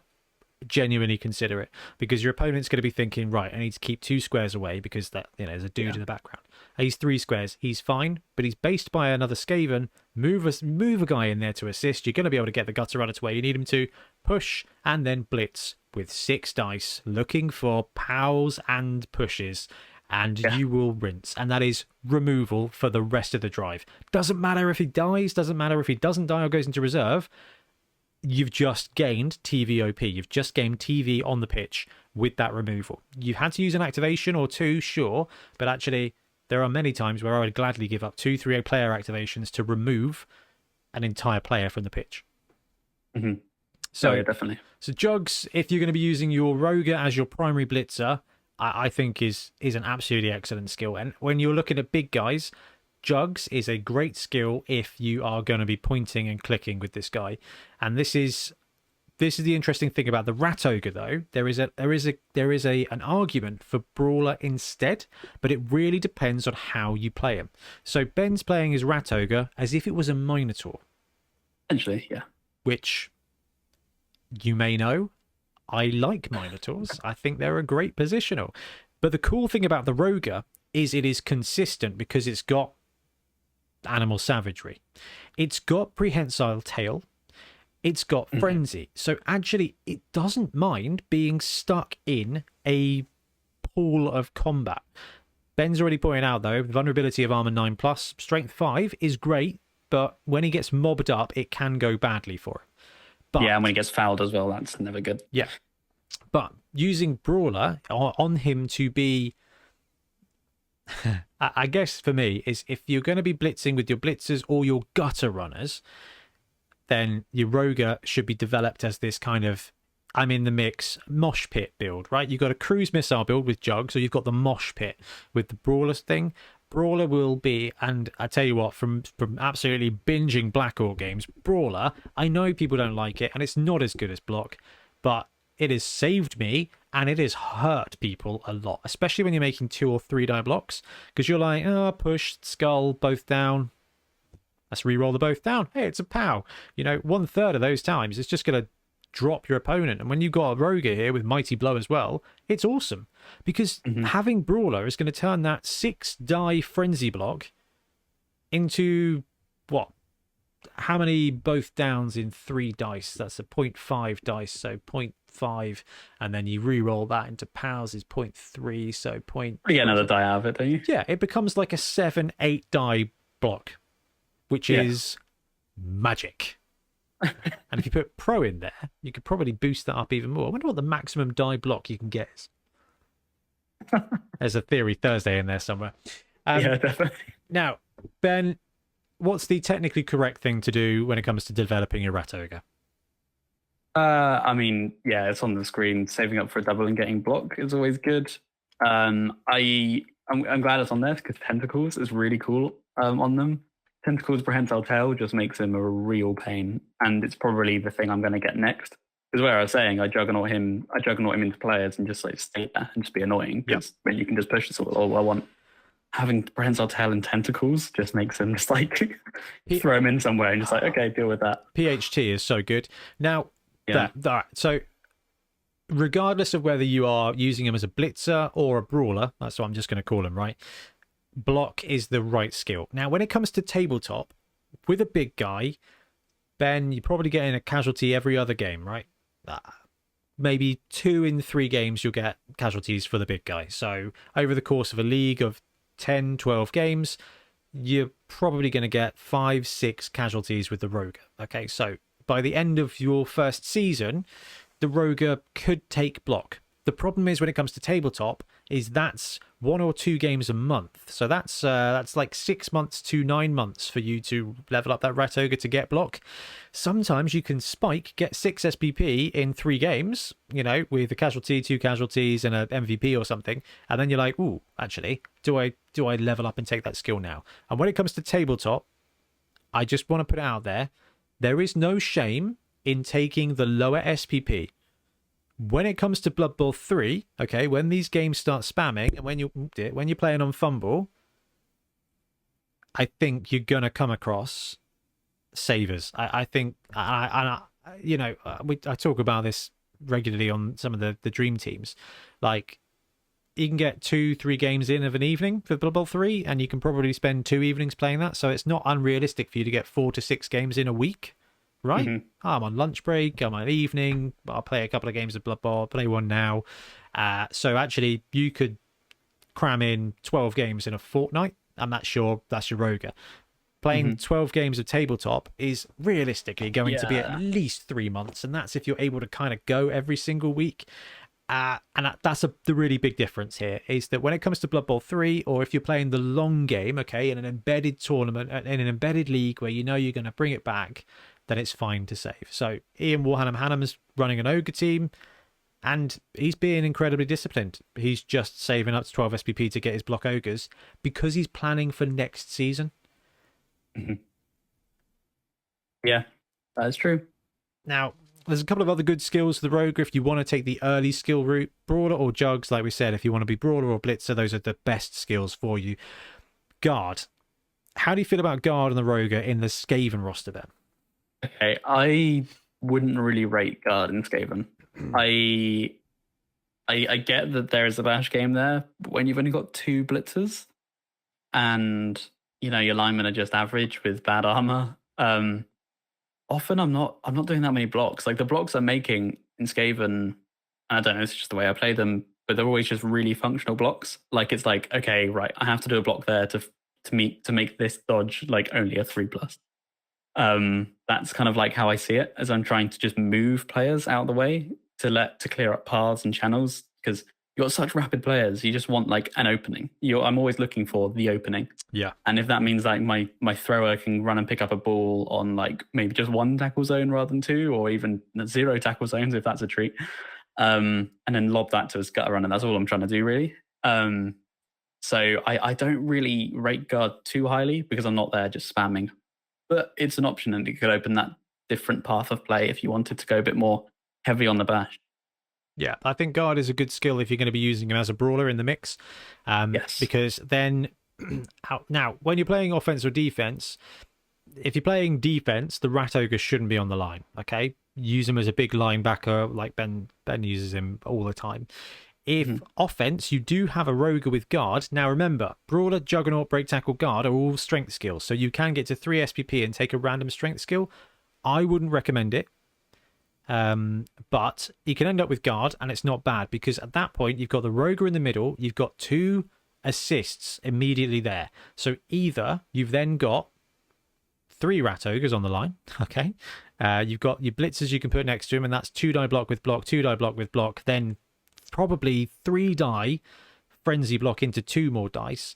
Actually, you can put together a real little pocket of murder.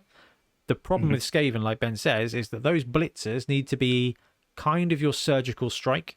You need them to be the ones punching a hole, if possible, and protecting the ball carrier when desperately needed. So guard is going to be great if you get it, okay? But you will have to support the Rat Ogre. And the problem with that is you're going to be putting dudes next to the Rat Ogre, so they're likely to get splattered by the Rat Ogre as well. What do you reckon to break tackle on the Roger, Ben? I would probably take break tackle over guard, just for those times when you need to. Yeah, he's that cruise missile. Someone's based him. You don't want to hit that person. So just to let him do that one dodge, because it's going to be on 3+ with break tackle. Is that right? 2+. Is it 2+ for the Rat Ogre? He's Edge 4+, this guy. So is he? I thought it's 5+. Yeah. No, so having that +2 bounce out means that this movement 6 good. frenzy piece, right, is then 2+ into the open. It's a really good skill because, and it depends again on kind of on your meta. Like if you're in a meta where your other teams are going to want to keep close to the Roger, okay, which is risky, but I'm looking at you undead players, right? They're just going to be like, zombie stands up, stands next to your Roger. And then you're like, yay, I've got a free 6 die block, but it's going to do nothing, right? But okay, that's fine. Or I can just 2+ out and move him 6 squares to where I need him to murder. Break tackle is a really useful skill to have in there. Yeah, okay. I might actually end up taking that over saving for tentacles then. Because if you're using him as a mobile safety, then I think, if you've got jugs, you don't want brawler. Saving up for block is going to take years. Actually, BT, break tackle, 8 SPP, it's going to mean that he can move around, and it's a really good one to use if you're building a blitzing ogre as well. And I think blitzing minotaur, they're all edge 4+ big guys, so it's just kind of, it keeps them so mobile. Now it goes well with if you've got an ogre with guard. Break tackle is a really useful second skill because it means you can move that guard piece to where you need him to be in like a human roster. When it comes to your Roger, it's kind of brawler and guard, you create a little mosh pit. Juggernaut and break tackle, you create this big guy who can just hunt people down in the backfield. So having that Rat Ogre be is really flexible. Now there's some other great skills. Obviously block is the correct skill to take most of the time. Claw is okay. Have you had much experience with Claw Mighty Blow in the new edition, Ben? I haven't actually in the new edition, but it's not quite as good. It is terrifying, but it is fine. Like they don't stack like they used to, but it is very much a case of like, this is gonna hurt, and it's gonna hurt you, but it's not the best thing. It's not an auto pick anymore, which I think is another. Remind me of what changed with that? So it used to stack. So it used to be claw breaks armor on an 8+, and you could use mighty blow. So it would be essentially breaking armor on a 7+, which is 56%. Now it's claw always breaks armor on an 8+. Or okay. So yeah. Okay. Or you can use mighty blow instead. So gotcha. mighty blow and claw, it's just not really very useful. So it doesn't turn that armor into 8+, just means you break it on 8+.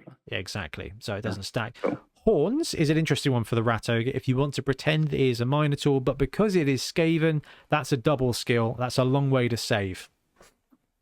Yeah, that is a long way. I don't think you really need it.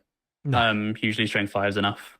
Yeah. And you can always put an assist there if, And for some reason they've got they're carrying the ball with a strength 5 guy then. Yeah. Well, when it comes to kaiju combat, having horns on your big guy can be really, really, really useful. And that's something that Skaven do struggle with a bit. Tentacles, you've already called out, it's a pretty good one, but again, it's a long save. Ben, before we move on to the next player type, quick randoms, what do you reckon to them? Random strength, I think you're always going to be happy. I wouldn't take random mutation, wouldn't take random general, wouldn't take random agility. So yeah, there's a lot of good options for the Roger. I'm a bit more precious, I think, with the Rat Ogre on Skaven. I think I'm a bit more precious with the Skaven team, except for the lineman. Just because I feel like you give a lot of equity up. You've seen what's happened with my team. Yes, which is awesome. And we should probably bring up your team at the end and talk it through. Sure. And saving up for stats, just don't even worry about it with the Roger. Like, you're going to end up with a movement 7 Roger, but by that point you've got 18 SPP, which is both Brawler and Guard, or Juggernaut and Break Tackle, or Block, and just almost your next skill. So yeah, wouldn't even bother. Okay, Ben, pick a player. Let's work down. Let's go Blitzers next. I'm going to say that's next. Blitzer is next. Okay. Right, what's your path for the Blitzer? For me, they are like you said, they're your pieces for clearing out a hole. So I actually regret my first pick of this skill now, thinking about it, because I took it at the time. I took Mighty Blow as my first skill to remove pieces more. I think I would have preferred taking Tackle, because like you say, they're a surgical instrument to remove a key player that's being really annoying. Often that player, especially later in the league, has dodge. Okay. And looking at like the teams that are sort of threatening me, there's the Underworld team where they've got like a blodging gutter runner, and I'm just like, oh, I wish my Blitzer had Tackle so I could threaten that. So that's kind of why I regret that. So for me, Tackle seems to be like the skill I'd take first on these guys. So when it comes to the Bonehead Championship team, Tackle and Mighty Blow were the skills for the Blitzers. And actually, they're probably. It depends. So the thing is, if you're running the Roger, you've got removal already with the Roger. If you don't have the Roger, then actually you are looking for that ability to strike and take out a target. Now, you will need one tackle piece. Whether you put it on a lineman via a random general, that's actually a really good way to sneak in a tackle. And you can afford to take Mighty Blow then on one of your Blitzers to be a removal piece. So it depends on the mix of your team. If you've got Mighty Blow with the Roger, you don't need it on your Blitzer, in which case then a support piece is the first thing you're going to want, which, like Ben said, is going to be Tackle. And Guard is also excellent on the Blitzers. They are the only player on the roster that can take them without saving up a ton of SPP, and at movement 7 Ag 3+, they will be able to get that Guard to wherever you need it. They're going to be able to help if you've got the Roger. You're going to help you stay safe with the Frenzy or get the 2-die up on a big guy. They're going to be able to work really well with a Wrestle Gutter Runner to make sure that you're actually rolling a 1-die Wrestle Blitz. Okay, that's excellent. That ball's coming out, and then you've got another Gutter Runner to pick it up. So Guard is a really useful skill. Now, over 4 seasons of me playing Skaven, every single Guard Blitzer I have ever had has died. It's just a thing, right? It's just a thing. I always have one good Blitzer and another guy who gets Guard, then dies. And then the next one comes along, he gets Guard, then he dies. So, and that is because even though they are brilliant Blitzers, because they're just human Blitzers with better skill access, they're still Strength 3, they're still Armor 9+. So they are still vulnerable. So, but having Guard, it gives you so much flexibility. Mighty Blow will be a great piece of removal. If you've got removal already, you can skip that and go to a support piece. You can take Tackle on a Blitzer and they become a really good defender. Or you put Guard on them and it helps you support other pieces be strong. I like taking Tackle on them. I think it's great. The thing about the Blitzer is they will score every now and again. If you've got 2 gutters, the Blitzers are going to be next in line for scoring, I think. Yeah, I think personally I value taking if I don't want to score with the gutters, I try and score with the thrower. Just because the Blitzers tend to get the skill point, the SVP from the bashing. Cool. No, you are right. Like they're usually up in the forefield, where the throwers are further back, and also let's be honest, Gutters get it 95% of the time, don't they? Yeah. A lineman or a blitzer only score if they just happen to end up with the ball, which is fine. So yeah, I think Ben's pinged it. Mighty Blow, you probably don't need it as much as you need a support skill if you've got the Roger. If you don't have the Roger, then the order kind of drops one. I think your blitzers become removal and your linemen become your supports, and it's a really interesting mix. Mighty Blow is always going to be really useful. Guard is always going to be really useful. Tackle is one of the most important skills in the game. I like tackle on the linemen in the Skaven roster because they are still movement 7. So actually you've still got a really good option. And I'd rather have a tackle lineman and a guard blitzer because that is a big hit than the other way around, because guard you can only get on the blitzers or the big guy, and it's a really I say only, but you can obviously save up, but no lineman is ever going to save till 12 SPP. It's never going to make it. Yeah, that's true. I was going to say, like, if you can get like a tackle wrestle guy, that can be a lineman, and that can be your like full sacker, right? Yeah, but that's perfect. Yeah. So yeah, that's fair enough. Doubles and long saves for the blitzer, Ben. What are your thoughts? I think I like the mutation point you brought here. I know it goes back into the like, saving up for a lot of SPP for that, but if you're trying to take them out, I think Horns is really nice to get the strength 4 blitzers, especially if you're Ratogre isn't able to do that. Yeah. Dodge always good. Lodging is just always great to have. But I think I'd actually rather take them as an offensive piece than having dodge on them. I feel like I get more use out of just taking the stuff out that they need to take out. So personally, I'd value something like Horns or like say Claws over that. Frenzy also enable that. I like that. This is interesting. We're kind of splitting these roles into player types, aren't we? We've had the brawler and the blitzer big guy, and when you've got a blitzer, you've got an offensive blitzer or a defensive blitzer.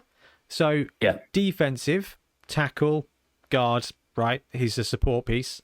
Offensive, mighty blow, frenzy, claws. It's awesome, and this depends on the archetype of your Skaven roster. If you've got the Roger to be your removal, then the Skaven Blitzer becomes a defensive Blitzer. If you don't, then the Skaven Blitzer becomes your offensive Blitzer, in which case a little smattering of Mighty Blow and Guard, pretty great. So, but the Blitzer, it's funny, it goes a little bit underappreciated in this roster because of how good the Gutters are, but they are excellent players. They are more expensive than the Gutters. And I think they live longer, that's something which, I don't feel like they don't feel that way, but when they take a hit, you kind of realize why they are. Yeah, when you're down to one blitzer, you're kind of like, If this is it, I would love them to bring in an alternate Skaven roster with 4 blitzers instead. Oh, that would be good if they had the clans, right? Yeah, exactly. I'd love that. What's the Storm Vermin clan? Is it More. Oh, Moors. Everything else on doubles. How do you spell that? MOR? I think. Oh yeah, no, it is that, isn't it? Clan Moor. It's a newer. Yeah, Clan Moors. It's a newer one, I think. It's a good one. Next up, we've got one of the best throwers in the game, the Skaven Thrower. Now, Ben and I have already kind of talked through. You've got some combat potential there with the Roger and the Blitzers. The Gutter Runners, which we'll come to in a second, are just absolute scoring nightmares. Ben, what's the role of the Skaven Thrower? He's the quarterback, isn't he? And that's me using a football term, which probably the first time in my life. This guy is just the playmaker. You only need him to do your pass, and then you're basically scoring a touchdown. I feel I tend not to carry the ball on anyone other than him, because Gutters are just a huge target painted on them as soon as they have the ball. You telling me you don't use the three Gutter side cage? Oh god! God no! I like keeping the Gutters separate as multiple threats. So that means that the thrower carrying the ball, protected by the 2 blitzers. I like it. He just moves up to in range, and then he's got 2 or 3 opportunities where he can throw the ball to someone very reliably. They catch it and score. So that tends to be how I play them. And I rolled a bunch of random skills in this, which I'll get to in a minute. But yeah, you really have a lot of opportunities to kind of build this guy. And having access to two of them does allow you to kind of like maybe have a close range and long range thrower, or one who's more focused on just keeping the ball safe and stuff like that. So yeah. So Ben's hit the nail on the head. This guy is a fantastic thrower of the ball. Okay, this is the archetype when it comes to the thrower positional. Never used to be like this, right? The thrower was really a pseudonym for a runner. The guy who picks up the ball. Yeah, and then, This guy is not really the ball carrier. He is a ball distributor. That's what this guy will do. Now, it depends on your play style. Obviously, passing is risky, although when it's 2++ or 3++, it's really not as risky as you'd think, but you are rolling a dice. Okay, at that point, it's bad. The great thing about the thrower is his movement's 7, so actually he covers 14 squares in 2 turns. So that is the majority of the pitch, really. So you've got an option of actually having him as a runner. Block is okay to put on him, but it will make him feel pretty slow. It's not really what he's there to do. That comes, I think, by waiting till you've got 6 SPP and taking accurate pen. Right. The odds are pretty likely to get a good passing skill. So I was just like, I can't really decide if I want to go accurate or if I want to go like cannoneer and drive like the long passing game. Okay, talk through the good throwing skills. Yeah, so accurate, cannoneer, both fantastic. On the ball, really good. Accurate and cannoneer does kind of dictate, and especially in this edition, dictate kind of what path you want to build them down, because now they've got a lot of support for like cannoneer. You can get cannoneer, and then you can get cloudburster. Stuff like that. So yeah, it's you can make long passes kind of okay now. Like with cannoneer, it's a 3+ long pass with a reroll, and then cloudburster makes it like uninterruptible basically. So yeah, he's good at that. Then you got nerves. So I was just like, oh, nerves are still, yeah. I don't think I'd rush to take nerves. That's why I rolled random, because I thought it's a nice to have, but I don't think I'd pay 6 SPP for it when I could just take accurate and make the passing the thing that I want to do always. So accurate's good, cannoneer is good, on the ball is good, nerves is useful, leader is not ideal but useful. How did it go for you? Yeah, so I rolled random and I got Fumblerooski, which I was just like, okay, I was looking at the passing skill and I was like, I'd take any of these for 3 SPP, any of these, except Fumblerooski. And then I rolled that naturally, which is what you should always do when picking a random skill, is think of the worst case scenario. And yeah, I still haven't used it because it's a terrible skill. For those who don't know, because I didn't know, it means that while running, you can choose to place the ball on a square that your player moved into along the journey, and it's not a turnover, and you carry on running. So you can kind of like go and assist somewhere and leave the ball for someone else to pick up, but no one else really wants to pick it up but your thrower. It's very strange. I'm sure there are some awesome plays you can make with it, but it's not worth it. And then I thought, okay, right, I've got the bad one out of the way. I'll roll for another passing. I'm bound to get like accurate cannoneer, something like that. And I get on the ball, which is again like on the ball's good. Right. I was disheartened to see it because I'm just like, I just want to play. I want a path to be made here. I want to roll a random and be like, right, that's what he's doing now. But on the ball just makes him better, which I mean, I'd take it because it's been fantastic.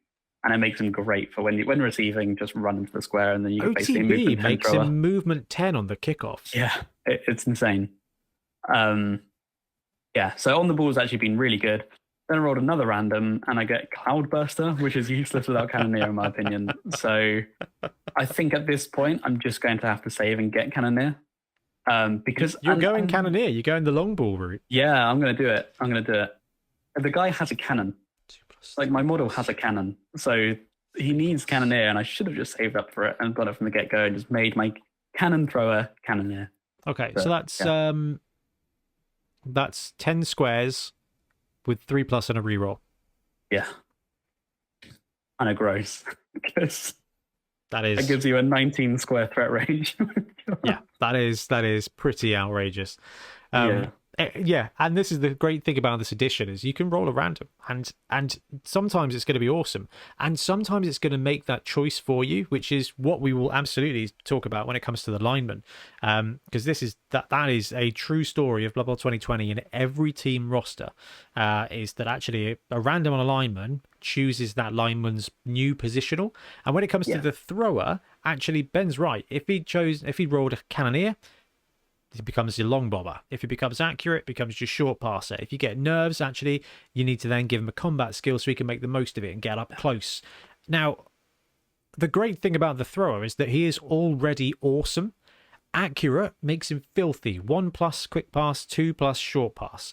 On the ball is a really good collector. I used to use, what was it in the old edition? Do you remember? Pass, no pass block with the other one. It was Kickoff return. Yeah, that's it. Yeah. Kickoff return was one of my favourite skills in the old edition because it meant that you were almost guaranteed to start it's basically like a touchback. And it meant that you could use one thrower in the backfield instead of having two players to play ball protection. So actually that OTB means that you get that. Now, Nerves of Steel is a little bit underrated when it comes to needing to make the pass, because it actually can be the equivalent of accurate and cannoneer. Because actually, if you get to move 3 squares forward, and then tag yourself, you've gained 3 squares of passing range when you need to. Yeah, that is true. It does leave you vulnerable, for sure. So if you want to play That's kind of why I doubted it, because I'd never like having my thrower anywhere near combat. I keep him back. I generally, my backfield is a rat ogre, someone for the rat ogre to beat up, and a thrower. Yeah. And that's kind of like, right, these guys just stay back and out of danger. Don't look menacing. And as soon as people start to see the thrower, I get a little bit like, please don't. There you go. Next time I play you, Ben, I'm going to murder the thrower. Oh, don't. It's so scary. Every time that I'm going to blitz the thrower, I'm like, oh, can you not? I like it. Now, so quite frankly, whatever you do with the thrower is going to be fine. If you want to be consistent and you want to use him as a runner, give him block. Then his movement's 7. He's got a great passing ability. Sure hands block, becomes a brilliant runner, and you will not need to do that. Giving him accurate, and then you just get to play with whatever you want to develop him. If you just get 3 SPP and want to take a gamble, then actually you can choose your own destiny. Ben, would you ever really run 2 throwers? Yeah, I would. Purely because I would be scared of losing one. I feel like, especially with the way I play the Skaven, if I lose the thrower, I'm not really sure what I'd do. I'd find it really challenging because I just hate running with the gutters, because as soon as they get hit, they generally don't do much unless they have the blodge. Yeah. So yeah, I kind of like having the safety of the thrower. So yeah, my next player I'm going to buy is another thrower for sure, just to have him like the bench thrower. Yeah. So doubles and long saves for this guy. 18 SPP to attempt +1 passing. Do you think that's going to be something that we see when it comes to BB3? Possibly. And there's a lot of like mutation only Skaven players out there. That's kind of interesting. I feel like all the passing skills are generally more favorable than the secondaries on here. Potentially extra arms to help picking up. I was going to say, I don't mind extra arms. I think accurate then extra arms, just outrageous. Like at that point, but this is the cool thing about the Skaven roster is, even though it is a lot of SPP, actually, if you played against someone who had a Skaven thrower with 2 heads, extra arms and block, they've built themselves like a weird little blitzer ball carrier. Like that's how flexible this player is, who can also just 2+ pass it wherever, whenever. But yeah, I think Ben hit the nail on the head. The ball distributor is exactly what this guy does, and taking those passing skills just means that his threat range is just massive, and it is just so much fun. Absolutely love the Skaven thrower. Okay, and then it goes to, I talked about the Skaven thrower for a long time in that video, didn't I? 11 minutes all the way through to 17. 4 minutes, there you go. Fair enough. Oh yeah, gutter runners. I feel like we've talked about them loads, Ben. So good skills for a gutter runner. Yeah, I mean, anything really. Block always. I really struggle to take anything but block on them. I tried to roll for random agility. Oh my god, why would you? What? I thought I could maybe get a cheap like sidestep or something like that. Okay, that's fair. I got sneaky get, so that learnt me. Still, no, I did use sneaky get actually in one game. I thought I'd give it a go. It was Give the old blitz foul a go. yeah, it was hard. It didn't get sent off. I'm just like I didn't like that. That didn't feel good. So yeah, that's not getting used. But yeah, I think it's never worth rolling randoms on these. You've got so many good things to pick on them that you really want. My first gutter, I've gone block, and then I saved up for 2 heads. And the good thing with the gutters is they're scoring touchdowns left, right, and center. And it's not hard to get to secondary skills and things like that on them. Actually, no, I didn't even pick that. I saved up for a stat up. He had enough SVP to get a stat up on game 2. Because he had 9 touchdowns. Ooh. Yeah. I've done something silly there. There we go. Yeah, I don't know. Yeah, the camera's going crazy. Yeah, so he actually had enough for a stat up. I rolled kind of poorly on it and had to choose between movement or armor. And I thought, you can't get more movement on them because it caps it. So I don't really care about armor. So I'm going to get 2 heads. That's the route I went down for that. This is the really interesting thing about gutters. Is they probably, with the exception of maybe the war dancer, they are going to be the player that gets access to the most SPP. Just forever. Absolutely. And I really love the fact that they can't get extra movement now, because it would be too much. It would be far too much. Now, I don't disagree with you when it comes to block being a skill, but if you're running more than 2 gutter runners, then your first one definitely gets block. Then your second one, you have the choice to start becoming a fast safety, in which case wrestle is an excellent skill. If you've got just 2 gutters, then making them and keeping them your scoring threats is absolutely the right thing to do. Okay, so when it comes to gutters, you've got scorers and then you've got reserve safeties, and wrestle is a really great skill on a gutter runner. One, it's going to keep them alive. Like, it's going to keep them alive as much as block. Mm-hmm. It's going to suck when you're the ball carrier and you get wrestled, but also it's going to be really useful for you taking out the ball carrier, and it's really underrated. You've got movement 9, you've got edge 2+, you're dodging into 1 tackle zone on a 3++, and then you've got a 50% chance with 1 die to drag down a player with block. Actually, you've got a huge, it's just a sneaky. If you can get a good block with a gutter with wrestle, it's awesome. So yeah, block is definitely a great way to go.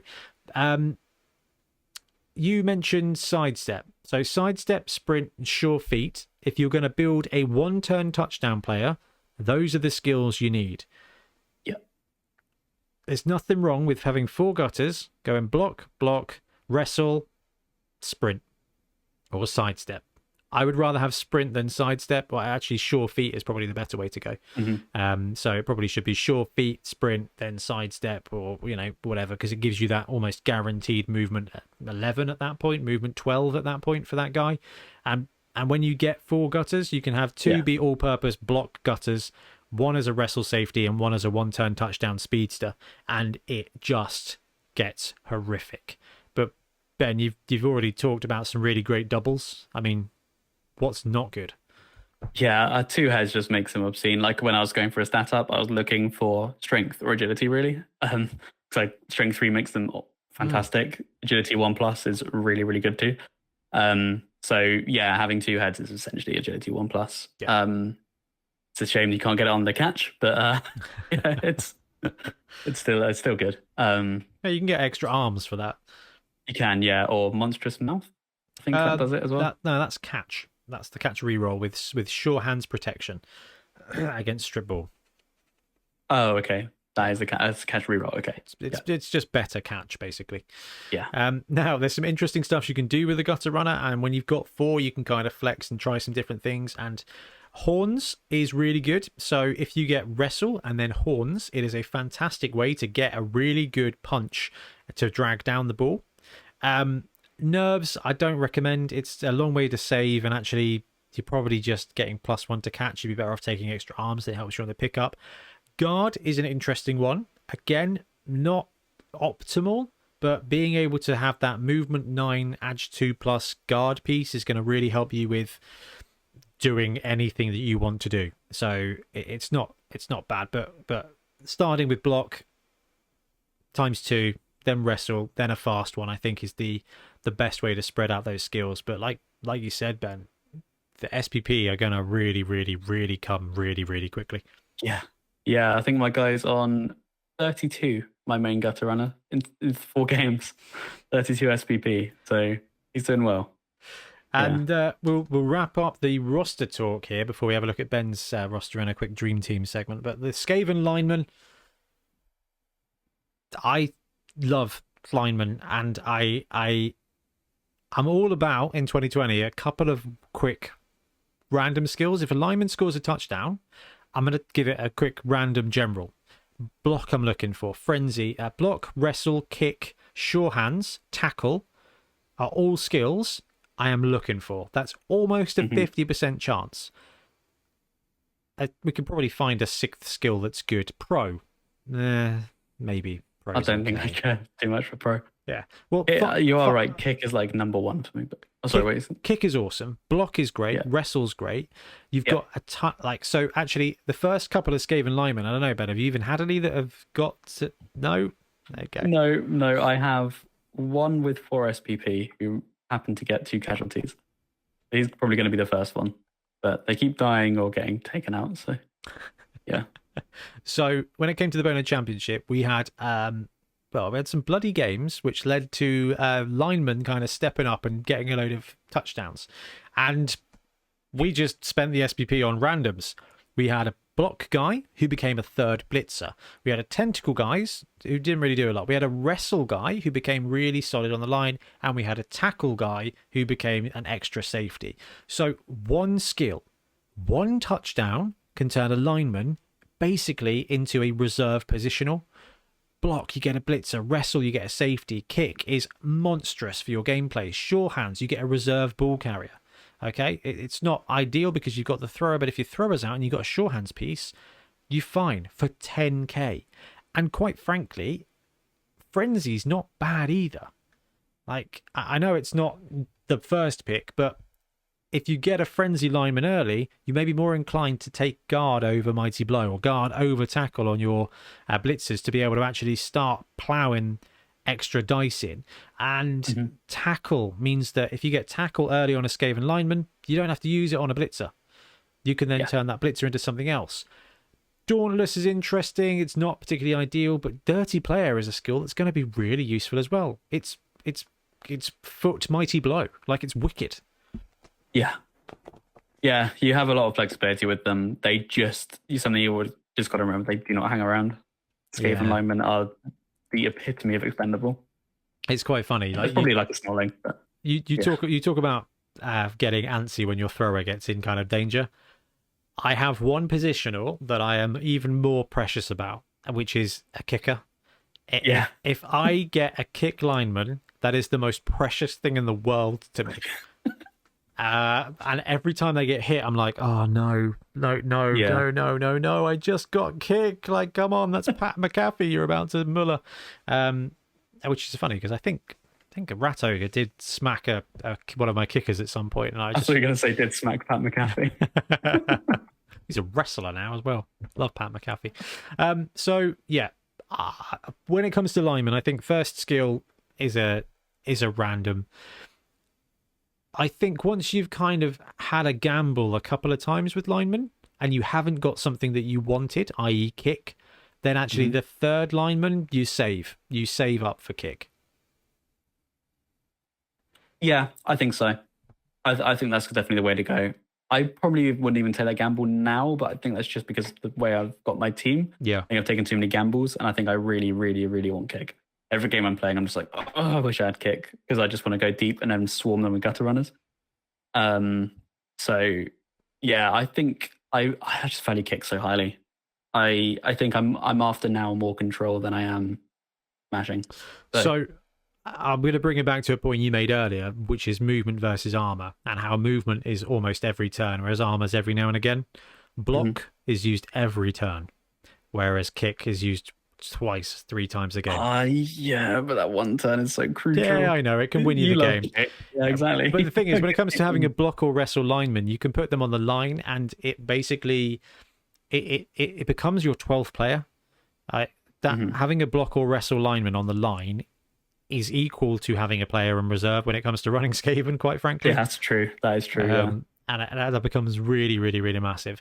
Now, it's funny you say that, because every time you set up 3 linemen on the line, you just look into your players thinking just like, okay, you're definitely all going to die. So yeah, you're you have less SPP, you can go there. Now, I think actually there is something to talk about here. And again, this is another moment where you want to consider your meta, your environment. If you are in a block-heavy environment, then Skaven lineman, taking wrestle is just the best thing you can do. If you've got a dwarf heavy environment, there is nothing better than setting up a wrestle lineman on the line and just be like, that's fine, I'll drag you down. I'm movement 7, you're movement 4. Like, I'm benefiting here. Like, this is no worries. Like, so wrestle linemen for Skaven are fantastic. They're great on the line, and they're great at movement 7, because when you need to sack the ball carrier, that wrestle with strength 3, not as easy to get to as it is with the gutter, but if you can set up a block with a wrestle Skaven lineman, you're in a really good place. So I do recommend it. But yeah, I think when it comes to playing Blood Bowl 3, if you want to save up SPP, is the right way to do it. And actually, block guard or wrestle guard Skaven linemen are probably going to be a bit more prevalent. Kick, like Ben said, is just the best skill, like when it comes to Skaven linemen. But there is just something to be said about, hey, cool, this guy scored a touchdown. Let's roll a general, see what he becomes. Block, cool, I've got 3 blitzers, boom, he becomes my kicker. Sure hands, cool, this guy's going to be like the reserve thrower. It's a really fun bit of story building in your team. Absolutely. Yeah, so I love that. I'll tell you what, Ben, is there anything else you want to add on any of the individual players before we go and have a look at your team? Pretty comprehensive. Okay, what do we do with it's how not to build Skaven. Okay, we've got the Bitter Sea Build Rats here. Let's zoom in ever so slightly. So you've got Jankwall the Broadside. Yes. This is your Roger. Did you say you already had a Roger and he died? Yeah, he's second Roger, and he's really stepped up to the plate. Like he's doing very well since he got hired. So yeah, a lot better than the first one who died game 1. So yeah, this guy already got 3 casualties, so Juggernaut straight away. Fantastic. Straight to pick. We've got 2 blitzers. One's been armor busted. Yes, so he is now strictly a worse lineman with a block. He's a better... Oh, yeah, he is. And they got worse passing. Yeah, and cost, yeah. So your other guy, you gave Mighty Blow to on a chosen primary. And that's correct. That's the one you're not feeling too swell about. Yeah, that was the one where it's kind of like I took it at the club, and on the drive home I was thinking, actually I really kind of wish I took tackle. I was umming and ahhing at the time, and I think I got talked into taking Mighty Blow. Yeah, so. But again, like it might pay off, because it might mean he levels up again and can get tackled. So Yeah. No, I like that. Right, then we've got Quick Plank Border, who is he the biggest boy? Yeah, he's my star player, really. He's the 32 SVP guy. There we go. 8 touchdowns, 2 MVPs, so he's been taking all the SPP. Yeah, so dodge, block, 2 heads. Oh, he's movement busted, Ben. He did get movement busted at the end of the last game, which sucked. It happens. That's why I have others. That's why when that happened, I was just like, right, I need to build another quick plank border. So I've got Flick Frigging Climber further down, who's my second Blodge. Now, this guy with 2 heads being Edge 1+ is going to save you that speed anyway. So yeah, exactly. If I can dodge 2 tackle zones, it's not too bad. Then you got Cannon Dodger, who's been pass wounded and now has Sneaky Git. Yeah, I tried taking the random agility, got Sneaky Git.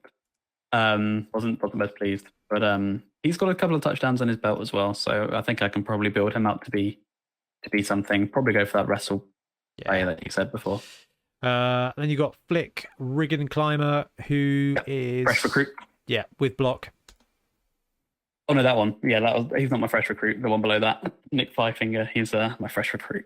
So now it's the four gutters. Very exciting. And then we got Swivel Gunblaster, who is your thrower. With pass, sure hands, Fumblerooski, on the ball, and Cloudburster. It's quite the menagerie of skills. Yeah, I mean, on the ball's been great. Cloudburster, you just got the last game, which is determined. I definitely need Cannoneer on this guy. So how much more SPP? Forget that. I need six more SPP. 6 more SPP. That's all right. So I'll try and get a couple of touchdowns with him. A couple of touchdowns or just a TD and MVP and you're there. Yeah. And that's it for the team. You got 2 rerolls still. Yes. Still only on 2. I think I'm going to save up for an Apothecary before another reroll. Yep. Yeah. Just judging by how fast my guys are getting taken out. The Apothecary is so important when it comes to the Skaven roster. Just outrageously important.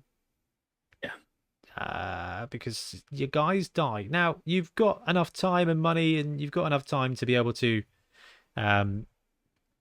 replace them. And this is the good thing about Skaven, is that actually if a gutter dies, you can replace him, even if a really good gutter dies. Welcome to Blood Let's turn that off. You're still going to be able to like replace him well enough, because all the players start out really good. Yeah.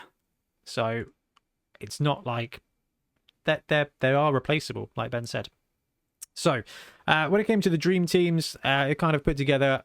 It'd be fun to kind of see what we've talked about and kind of how it sits. So end state for Skaven, we'll go straight to kind of the bigger one, the 1750 list. Rat Ogre, Juggernaut or Brawler with Break, Tackle or Guard, which I think basically is what we kind of discussed, right? Yep. 2 Blitzers, 1 Guard Mighty Blow, 1 Tackle Mighty Blow. So we've got the Guard element of support, you've got Tackle there, and you've got Mighty Blow to try and help with the removal aspect. Thrower, OTB and Accurate, Ben.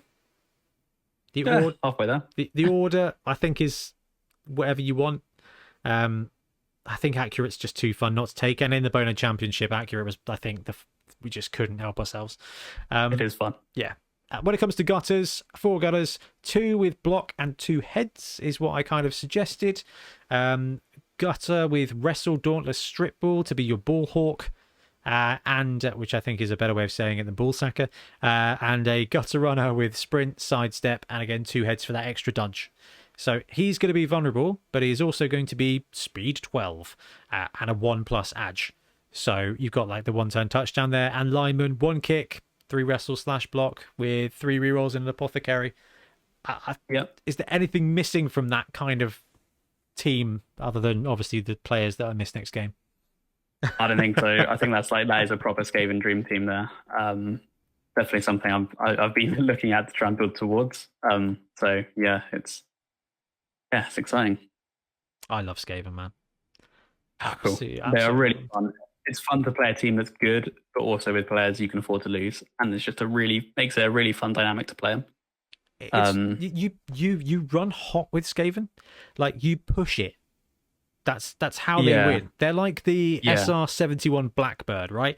It is designed with holes in, but when it is flying, it just comes together. But it is a risk, and that is how Skaven can fall apart. And have you had a game yet where the team's fallen apart? Yeah, I've had I think 2 of the 4 games in this league so far. I've been down to like 5 players, but the thing is, 2 of those players are a thrower and a gutter runner. That's all you need. Because you just do that, like I just be basically scoring, so they can't really catch up. It's always just like, another touchdown, right? I've got to reset up again, and it's just like, okay, quick, just get the ball down, like just try and swarm them, and it's good fun. Amazing. My one last question for you before we wrap up the show, Ben, is bad matchups. What teams do you hate the idea of facing with Skaven? I'm scared of anything with Frenzy and Tackle. I don't think I'd be too afraid of Dwarves as much, just because of their speed. But I am pretty scared of like Chaos Dwarves, just because like Bull Centaurs are pretty scary. Anything that can kind of like catch up with and take out the gutters is something that's really frightening. So playing against Khorne was really scary. I think I'd be quite scared of Necro because of the werewolves. I think werewolves are just pure anti-gutter. Yeah, they are. So, they are. It's just 4 dice coming at your best player. Yeah. Dwarves, we can win. Playing against a dwarf team, it's never a case of I don't think I can win this. It's I don't think I can win the game after this. Right. Okay. So you play against a dwarf team, you're like, I'm gonna pay for this win. Like normally, you come out of a game and you're a gutter runner down or a lineman down, maybe both, right? That's kind of Skaven life. But going up against dwarves, you're going into that next game with 3 or 4 miss next games, just because the dice just balance out. Is it a Pyrrhic victory? Kind of. It's like, well, this one's going to cost me my arm, but it's worth it. I've always lizards, I think, are a really good match. They are my bane, actually, when it comes to Skaven. Specifically, Lewis beating me in the... Oh, that was in the final. Yeah, I think it was the final. Yeah, it was the final. There was only a close one. I think it was 2-1 or something. But lizards, when they're skilled up, have the ability to destroy repeatedly the players that go on the front line, and they've got enough speed to keep up with you when it comes to touchdowns. So I find that actually lizards can be a real challenge as well. My last game was against lizards, and I didn't come out of it lightly. So and the dice were very much in my favor. I think if it had been more balanced, it would have been probably a lizard win. Oh, I love it. I absolutely love Skaven. Right, I think we'll wrap up for there. Hopefully that's been useful, but quite frankly, I don't care. I got to talk about Skaven for an hour and a half, so I'm well happy. Yeah. Right, Ben, thank you very much, man. It's always fun to hang out and talk Blood Bowl. Oh, I see you on episode 100. Oh, yeah, episode 100. We better put something out on social media and figure out what we're going to do. Anyway, but now, guys, thank you very much for joining us. We'll be back soon with more Blood Bowl content. Happy blocking.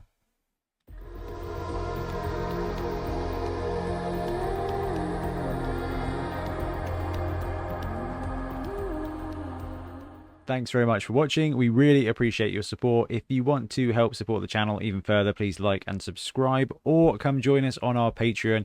We have early access to content. We get loads of feedback from you guys, and we try and do competitions as much as we can. Or you can get yourself some Bonehead Podcast merch on our Spreadshirt site. So if you want to support a team, especially for the Bonehead Championship, you can pick up a shirt, a mug, things like that. It all helps support the channel, and we really appreciate it.